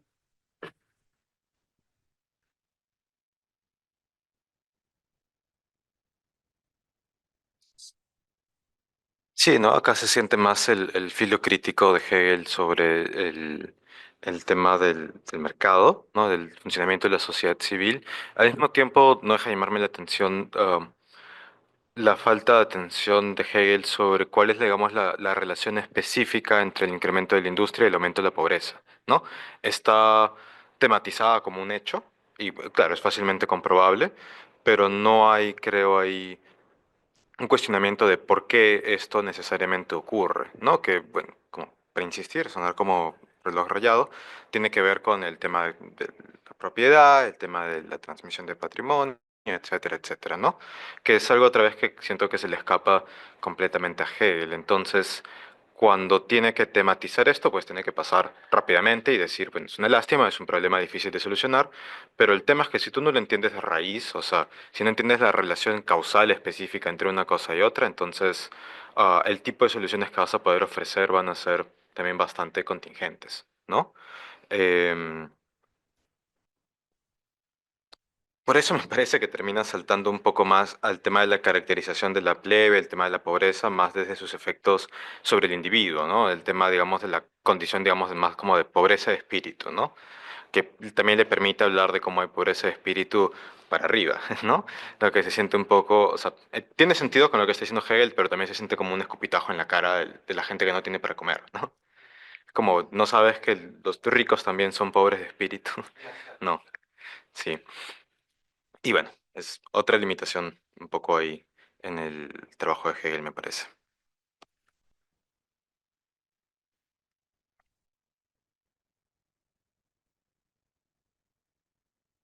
Gracias, Julio. A lo mejor comentaría ahí solamente que, o sea, quizás hay dos factores, digamos, importantes a considerar en esta especie como, si se quiere, de contradicción práctica propia de la sociedad civil. O sea, la sociedad civil genera esta dinámica de incremento al mismo tiempo de la riqueza y de la pobreza. ¿Y cómo puede ser eso, no? Además, partiendo de esta contradicción entre el principio de la universalidad y el bien común que se instancia, de acuerdo, se instanciaría de acuerdo con el funcionamiento correcto de la sociedad civil y el principio de la particularidad. Y lo de la población y la industria es interesante porque, digamos, tienes por un lado el argumento de los recursos son escasos, los recursos no son ilimitados, hay una cierta cantidad limitada de recursos y por ende, así el mercado funcione bien, va a llegar un punto en el cual va a haber fenómenos de sobreproducción y fenómenos de desempleo. Si no me equivoco, si no me acuerdo mal, creo que Horstman hace énfasis en esto en su texto y es la idea de pensar el problema de la pobreza a partir de crisis de sobreproducción. O sea, la misma dinámica con la cual funciona la sociedad civil y funcionando bien, generando riqueza, tiende, por estas cuestiones por la contingencia necesaria, si se quiere, o por la necesidad de la contingencia, a generar sobreproducción y la sobreproducción asimismo tiene esta, digamos, hay debate en economía acerca de si hay una causal o es solamente una cierta correlación o hay factores ahí, digamos, de influencia respecto de la pobreza. Pero de todas maneras, o sea, por un lado la crisis de la sobreproducción y por otro lado el problema de la escasez de recursos que conllevan a cosas como la idea de la colonización, que de todas maneras quiero discutir ahora en los parágrafos que vienen. Entonces, si no hay ninguna pregunta urgente o comentario, podemos a lo mejor avanzar un poco y que ya es la cuestión de la plebe. Y claro, o sea, lo que tú dices es cierto, la pobreza del espíritu como la caracterización de las consecuencias que se muestran en el individuo que padece de pobreza y que también se manifiesta, digamos, en las clases altas, digamos, en los ricos, pero que Hegel lo piensa, y esto es un poco lo que quisiera discutir ahora con este parágrafo, y es la interpretación de Ruda, en verdad, como un problema sistemático, estructural, y que de verdad amenaza todo el edificio del sistema de la eticidad, tal como lo concibe Hegel en la filosofía del derecho. Entonces, 244, la caída de una gran masa por debajo de un cierto nivel mínimo de subsistencia, que se regula por sí solo como el nivel necesario para un miembro de la sociedad, y la pérdida consiguiente del sentimiento del derecho, del jurídico y del honor de existir por su propia actividad, o sea, de ser autosuficiente, y trabajo, llevan al surgimiento de una plebe, que por su parte proporciona la mayor facilidad para que se concentren en pocas manos riquezas desproporcionadas.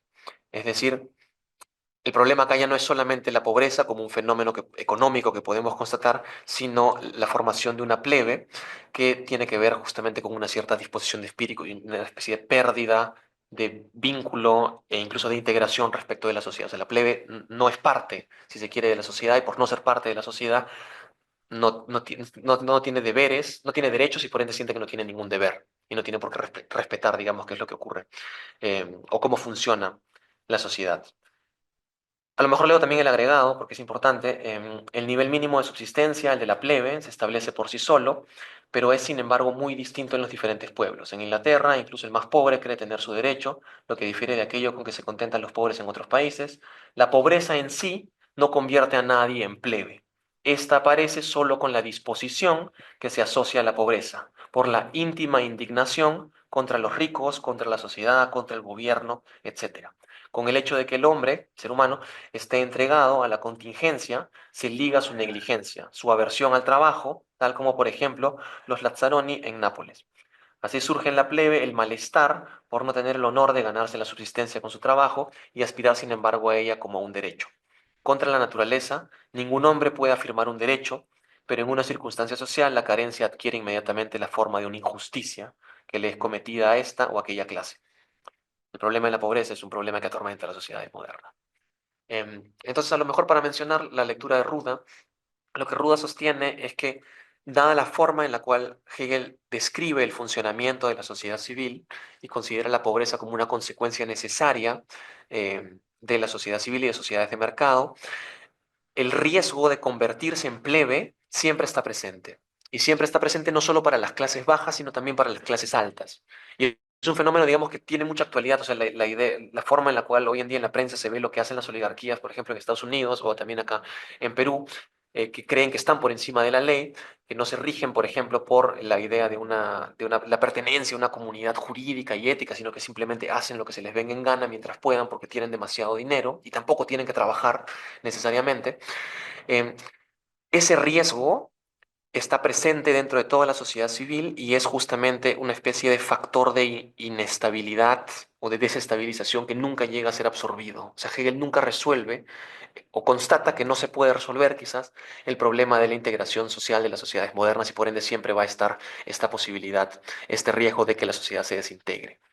Y eso, como digo, o sea, Ruda lo lee como una especie de conceptualizar a la plebe como un elemento suelto, de un cabo suelto dentro de la sociedad civil que amenaza, digamos, no solamente a la sociedad civil, sino también al Estado, y como amenaza al Estado, amenaza a la totalidad del sistema de la vida ética. Contra las lecturas más armonistas de Hegel de que el Estado viene como un deus ex machina y resuelve los problemas de la sociedad civil. Es una tesis interesante y tiene que ver también, quizás esto lo menciono, sobre la relación entre el concepto de plebe en Hegel y el concepto de proletariado en Marx.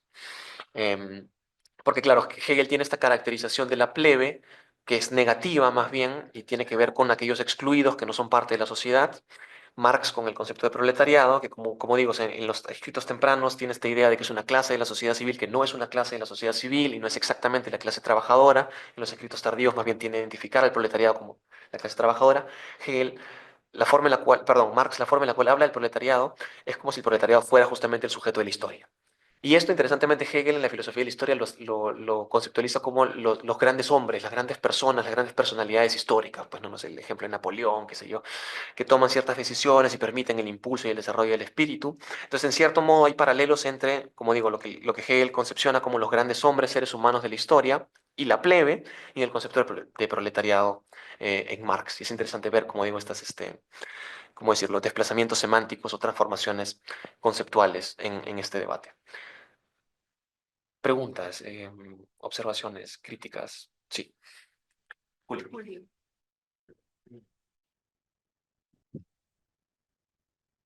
Gracias. Bueno, estaba pensando en términos generales también digamos, a partir de estos puntos últimos que se han estado tocando, ¿no? Sobre todo el lugar de la plebe, ¿no? En esta parte de la sociedad civil. Eh, Porque, bueno, eso lo vimos en la sesión anterior y me parece interesante o importante retomarlo, ¿no? Hay una importancia eh, que Hegel le da al trabajo en la sociedad civil, entendida como formación, ¿no? Bildung, cultura. Y creo que esa es una cuestión que me parece muy importante tomarla en consideración también ahora, ¿no? Porque si bien es cierto, las críticas que se le pueden hacer a Hegel, válidas en torno a el poco desarrollo que le dio a algunos puntos, ¿no? Que posteriormente se han señalado, digamos que puede llevarnos a una discusión que no es tan rica si es que reparamos también en lo que propiamente Hegel está señalando y vemos si esos propios insumos hegelianos nos pueden servir para entender desde otra perspectiva, por ejemplo, la importancia del trabajo, ¿no? Y cuando llegaba a la parte en la que habla Hegel de la sociedad civil y la formación de la cultura, recordaba también el pasaje clásico de la fenomenología del espíritu en la que están confrontándose las figuras del Señor y el siervo. Obviamente es otro contexto, es una preocupación hegeliana en torno a las figuras de la autoconciencia, pero creo que es importante, más allá de las figuras de la autoconciencia que están en esta dinámica, subrayar el papel del trabajo, ¿no? Y curiosamente también en la propia sección de la autoconciencia, el mismo Hegel señala, hay una autoconciencia que irrumpe como el señor frente a otra que toma el rol del siervo y que a partir del trabajo formativo de la cultura, digamos, puede tomar el lugar del burgués que no trabaja. Esto sí tenemos una lectura marxista que no sé, necesariamente podría,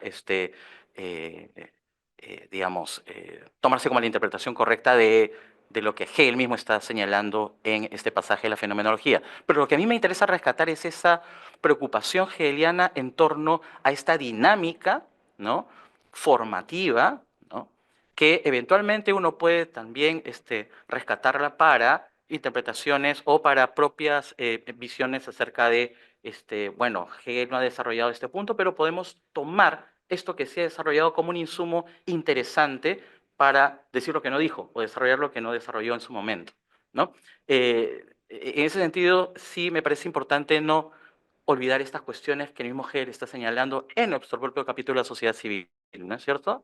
En el propio capítulo en el que se enfrentan los individuos en un ambiente hostil, ¿no? Un ambiente que tiene por finalidad lograr el bienestar particular porque el otro es una amenaza para tus propios intereses y a pesar de lo negativo que pueda hacer eso, hay una universalidad que está a la base y que poco a poco se va a ir, digamos, haciendo más patente, que es lo que ya en la corporación se ve con mayor claridad.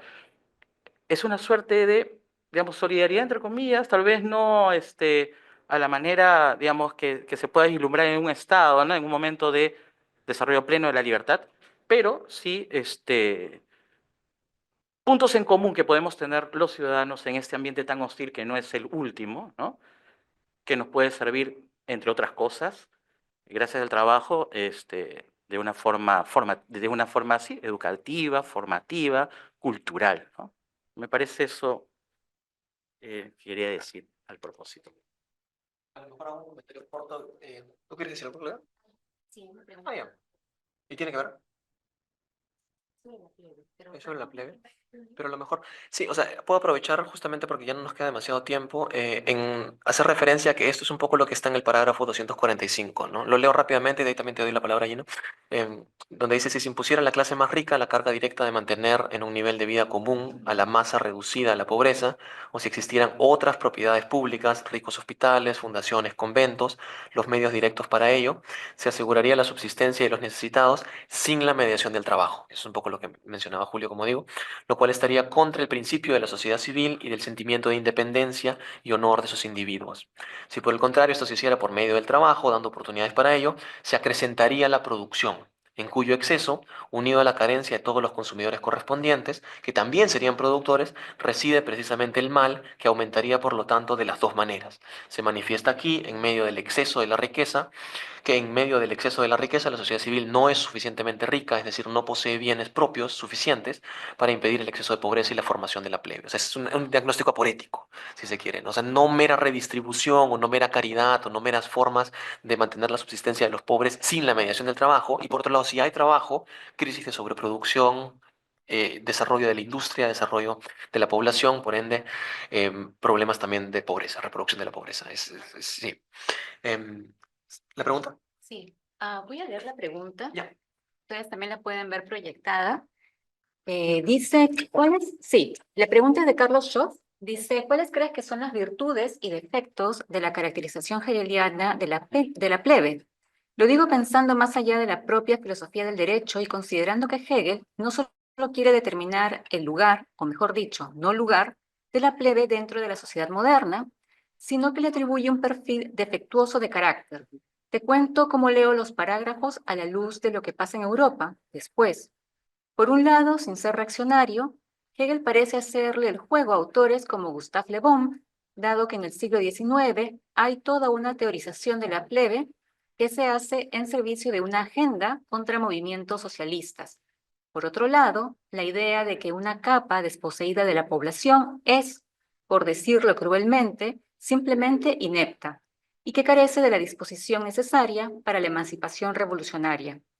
Es algo que encuentras en algunos textos clásicos del marxismo al hablar del lumpenproletariado. Ya, sí, perfecto. Es una buena acotación. Gracias, Carlos. Este, y es cierto, o sea, se presta la caracterización de la negativa de la plebe de Hegel, se presta también para esas ideas propias de la psicología de masas, como mencionas, por un lado. Em, y por otro lado, la cuestión del lumpenproletariado, eso también es interesante porque, a ver, si no me equivoco, la caracterización del lumpenproletariado en Marx y particularmente en Engels, corríjame los marxistas, em, tiene que ver un poco más con em, los agricultores, los campesinos, y no tanto con la clase industrial, porque la clase industrial, digamos, o el estamento industrial, si quiere, se considera más bien como el agente revolucionario, y los campesinos, lo que Hegel llamaría el estamento sustancial, tienen más bien estas tendencias más conservadoras, el arraigo a la tierra, etcétera, y más bien no son los que fomentan, digamos, la revolución. Digamos, el mérito de autores marxistas como Mariátegui, por ejemplo, en nuestro contexto sería haber pensado al campesinado justamente como un sujeto revolucionario, en contra, si se quiere, de esta caracterización más negativa del lumpenproletariado. Entonces, sí, o sea, eso lo diría por un lado de que Hegel tiene, digamos, si uno lo mira en contexto histórico, hay estas líneas de argumentación que se desprenden de su caracterización de la plebe. La otra lectura sería más bien, como digo, la constatación de un diagnóstico duro, de un problema fundamental que agobia a la sociedad civil y que no puede resolverse, digamos, ni de manera fácil, diría, ni de manera definitiva. Entonces, algo con lo que hay que lidiar. Es un poco, como digo, esa es la lectura interesante de Ruda, que dice el riesgo de ser plebe está siempre ahí, todos podemos volvernos plebe y el mercado incluso nos empuja, o el funcionamiento de la sociedad civil, su funcionamiento disfuncional nos empuja a la posibilidad de convertirnos en plebe, ¿no? Entonces es algo, como digo, un fantasma que recorre la sociedad civil, si se quiere, marxiando a Hegel. Ya, no sé si tú tenías otra acotación, Gino. Sí.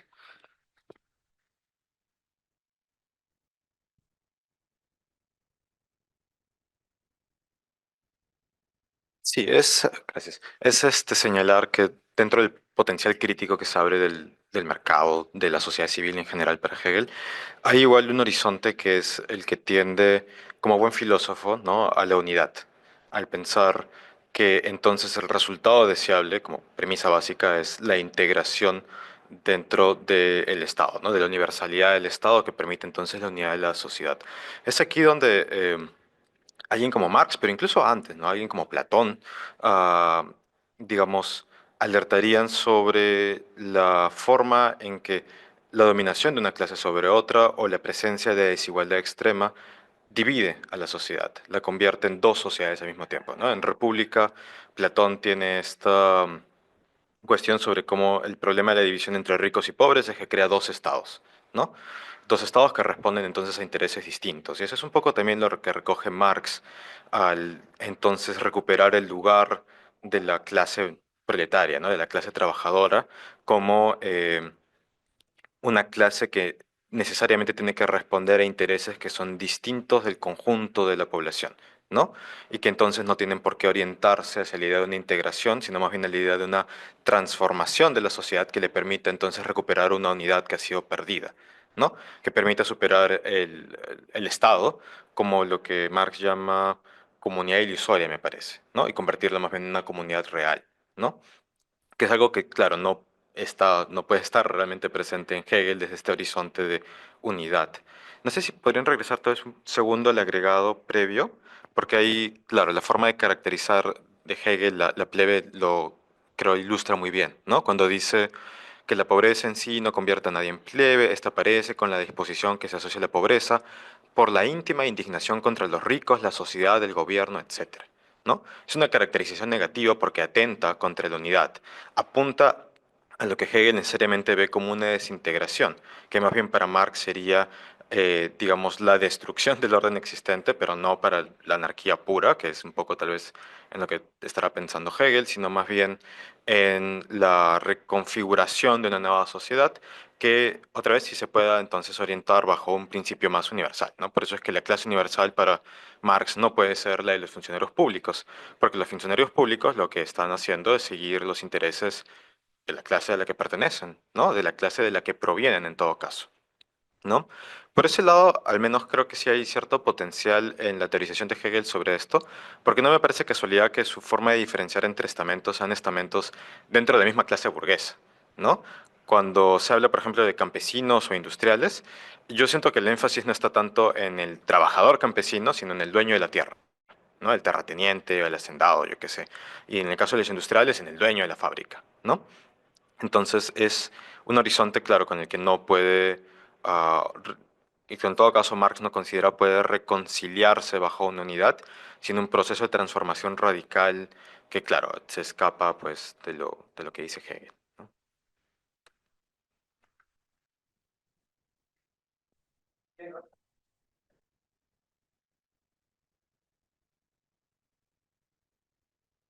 A ver, tenemos otro comentario. Zoom, es de Daniel Luna. Pregunta, ¿para ti en Hegel hay medidas exitosas para hacer que un miembro de la plebe pueda dejar de serlo? ¿O es un tipo de corrupción moral insuperable? Y esto tanto en el caso de la pobreza extrema como en el de la riqueza extrema. ¿Piensas en políticas u organización empíricas más allá de Hegel que sugieran ciertas medidas exitosas para lidiar con ese problema? O incluso dando un paso atrás, ¿tú le ves relevancia analítica y heurística al concepto de plebe, sobre todo en esa dimensión de corrupción moral? Ya es una muy buena pregunta. Sí, a lo mejor hago brevemente una acotación respecto de lo que mencionaba Gino, porque me parece que es una pregunta importante también después para el debate en la Escuela de Frankfurt. O sea, si uno analiza la forma en la cual, no sé, pues Adorno o Marcuse hablan sobre integración social, es básicamente ser cooptado por el sistema, pues, y por el sistema capitalista, y eso es una connotación muy negativa. Pero, por ejemplo, en Habermas, la forma en la cual Habermas teoriza la integración social, tanto en teoría de la acción comunicativa como en facticidad y validez, es más bien, como digo, desde la teoría social, un problema de las sociedades modernas que hay que de alguna manera solucionar. Entonces tiene esta dimensión más funcional, no tanto como la reproducción del status quo, sino cualquier organización social que tenga un cierto nivel de complejidad va a tener que enfrentar el problema de la integración. Y ahí creo que sí, o sea, la relevancia analítica de la caracterización de Hegel de la sociedad civil y los problemas, estos problemas de disfuncionalidad que tienen, tiene un valor crítico también importante, o digamos, presenta un desafío crítico y teórico respecto de más bien el otro lado, que sería pretensiones radicales de transformar la sociedad existente y los órdenes institucionales que tenemos. Eso como acotación. Y de ahí sobre la pregunta de Daniel, no sé, o sea, es una buena pregunta, digamos, el valor analítico, si hay posibilidades o estrategias exitosas para, em, ¿cómo decirlo?, corregir o superar el problema o la falta de una disposición ética de aquellos individuos que son parte de la plebe o qué hacer cuando la plebe ya se ha formado. No estoy seguro, o sea, por un lado, digamos, si hay elementos en Hegel para pensar qué hacer exactamente con los miembros de la plebe, o sea, hasta qué punto se les puede reintegrar con distintas medidas institucionales dentro de una dinámica de trabajo que les permita lograr la autosubsistencia o no. Incluso más allá de eso, o sea, el pensar el problema, como digo, de la corrupción moral a la cual pueden llegar ciertas personas marginalizadas que, digamos, no han sido parte de una especie de orden, ¿cómo decirlo?, institucional, mediada además por el trabajo y por la posibilidad de participar en la sociedad y ver que esa participación tiene sentido. Además, de una forma, habla mucho del honor, Hegel, ¿no? Del honor, de esta idea de autonomía, etcétera. ¿Qué hacer con eso, no? O sea, si lo aterrizamos, si lo queremos aterrizar, por ejemplo, a, no sé, pues la realidad peruana, uno se preguntaría, bueno, ¿qué hacer con las bandas de extorsionadores, no? O sea, ¿qué medidas podemos ver ahí? Y obviamente hay como dos lecturas, ¿no? La lectura más, digamos, que enfatizaría quizás la administración de la justicia y la cuestión de la violación y del crimen como un problema al cual también se enfrenta la sociedad civil y tiene una cuestión de peligro. Por un lado, pensar, o sea, en qué medida la plebe por su cuestión, su cualidad de corrupción moral, tendería al crimen y qué hacer con ello. una lectura más autoritaria sería, bueno, tiene que reprimirse, tiene que haber instituciones, eso no es convincente, digamos, empíricamente no es convincente y no es una solución, es a lo sumo un paliativo, y es un mal paliativo. Y la otra lectura sería pensar medidas más de reintegración que tendrían que ver justamente con la educación, programas de reinserción, mediación comunitaria, lo que teorizan más bien quienes hablan sobre, en este contexto, justicia transformativa, justicia restitutiva, etcétera. No conozco los detalles, digamos, de los enfoques, pero creo que por ahí habría elementos teóricos o pistas teóricas para pensar el problema de la plebe, si se le piensa en esta dirección en relación con el problema del crimen, que creo que es que creo que es interesante y plausible hasta cierto punto. Em, y lo otro sería la cuestión de la corrupción moral en sí, o sea, la ventaja analítica de pensar esta cuestión.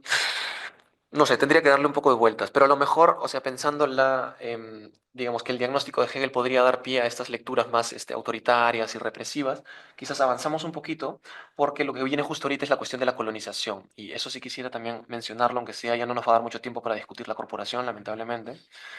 Em, Estoy en el parágrafo 246, donde Hegel dice, por medio de esta dialéctica suya, la sociedad civil es llevada más allá de sí, en primer lugar, más allá de esta determinada sociedad, para buscar en el exterior consumidores y, por lo tanto, los necesarios medios de subsistencia en otros pueblos que están atrasados respecto de los medios que ella tiene en exceso respecto de la industria general. Y en el parágrafo siguiente habla sobre el mar, pues, ¿no? Y que el mar ofrece esta posibilidad de la colonización.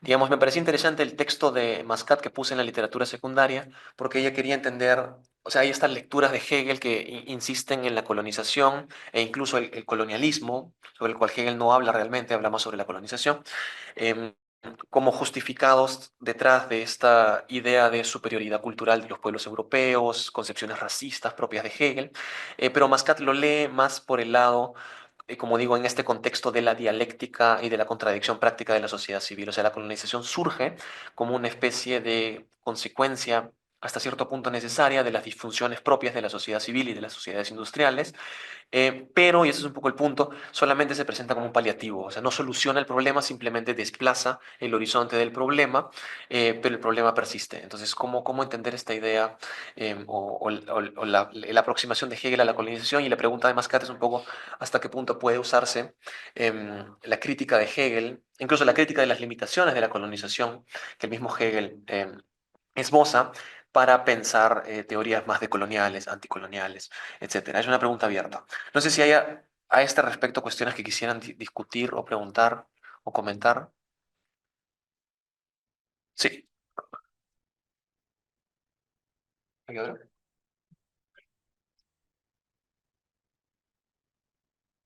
Gracias. O sea, me da un poco de risa, ¿no? Porque lo que está describiendo Hegel no son como procesos de colonización, sino la lógica misma del imperialismo, ¿no? Sí, claro, ¿no? O sea, tomando como premisa básica justamente la necesidad de expansión constante de capital, entonces hay que mover las mercancías, hay que mover el comercio más allá de los límites nacionales, sea pues imponiendo un mercado en condiciones externas, ¿no? Etcétera. Eh, y claro, una parte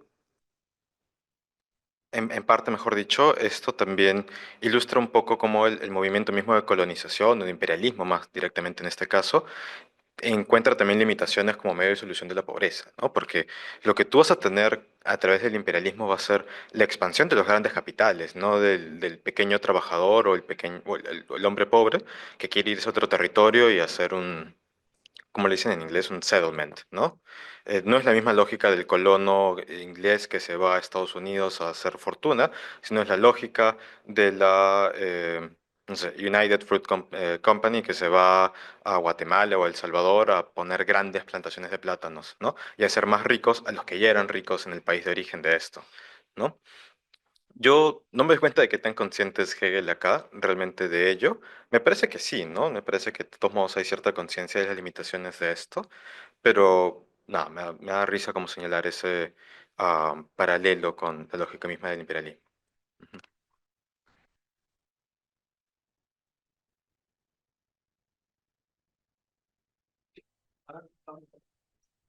Puesto.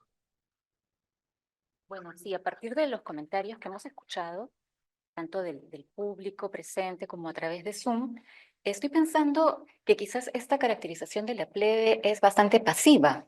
No sé si también piensas igual. Y lo otro es cómo trasladamos a, a este grupo, ¿no?, de personas a una realidad como la nuestra, por ejemplo, donde la economía informal es preponderante y la ilegalidad muchas veces es un mecanismo para acceder a ciertos derechos, pensando, por ejemplo, en la propiedad, ¿no?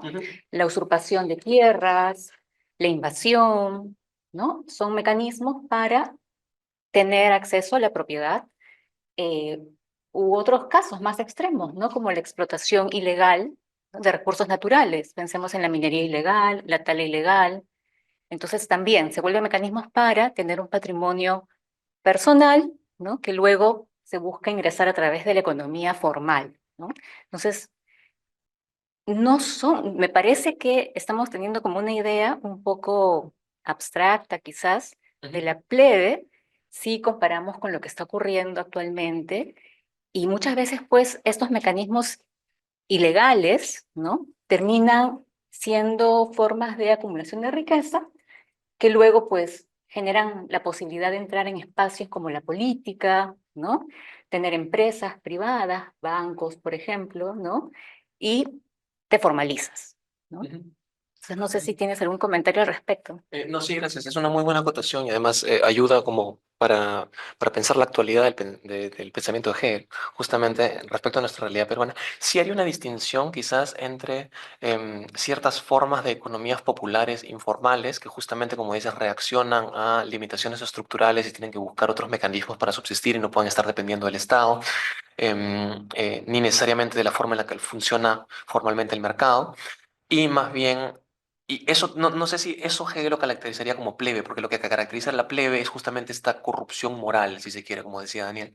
Y más bien distinguir eso de otras formas de ilegalidad y criminalidad incluso, que ya tienen que ver con una pérdida total del sentido de pertenecer a una sociedad y simplemente uno actúa de la forma de la cual mejor le convenga, ni siquiera dentro del marco de la ley. Entonces, sí haría esta distinción para pensar hasta qué punto el concepto de plebe, porque como digo, es un concepto cargado muy negativamente y que representa una forma de amenaza al funcionamiento de la sociedad, pero que al mismo tiempo viene junto con el desarrollo mismo de la sociedad. Eh, sí, por un lado. Y por otro lado, quizás ya para concluir de manera muy corta, porque lamentablemente no nos ha dado el tiempo, pero me pareció interesante que en estas reflexiones acerca de la policía y del poder de policía, Hegel caracteriza a la policía hasta cierto punto como una forma de familia que se vuelve a formar dentro de la sociedad civil justamente porque tiene este carácter o permite el desarrollo de este carácter ético en aquellas personas que justamente no lo tienen o no lo desarrollan.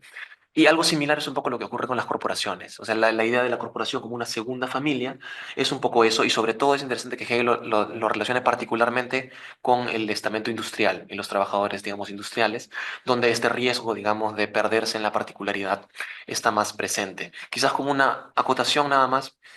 Em, para cerrar, el concepto de corporación está y se usa, incluso está codificado en las así llamadas leyes estatales generales para los estados prusianos de 1792, que se hicieron durante o por dirección de Federico II, y que es esta especie de empresa masiva en la cual Prusia empieza a codificar las leyes, y dentro de ellas hay reglamentos sobre la corporación. Hegel se apropia del mismo concepto, pero le da un giro distinto, porque la corporación, como se describe ahí, garantiza ciertos privilegios a ciertos gremios, digamos, que vienen un poco de una tradición más relacionada con el medioevo, y Hegel quiere pensar la corporación como una especie, como decía, de organización ética, más bien desde abajo, y que debe permitir establecer las raíces éticas también del desarrollo del Estado. Entonces, como digo, es un juego interesante de Hegel usar los conceptos, como el concepto de policía, que también se llama ciencia de la policía, que estaba en boga en la época de Hegel, y él se apropia del mismo concepto,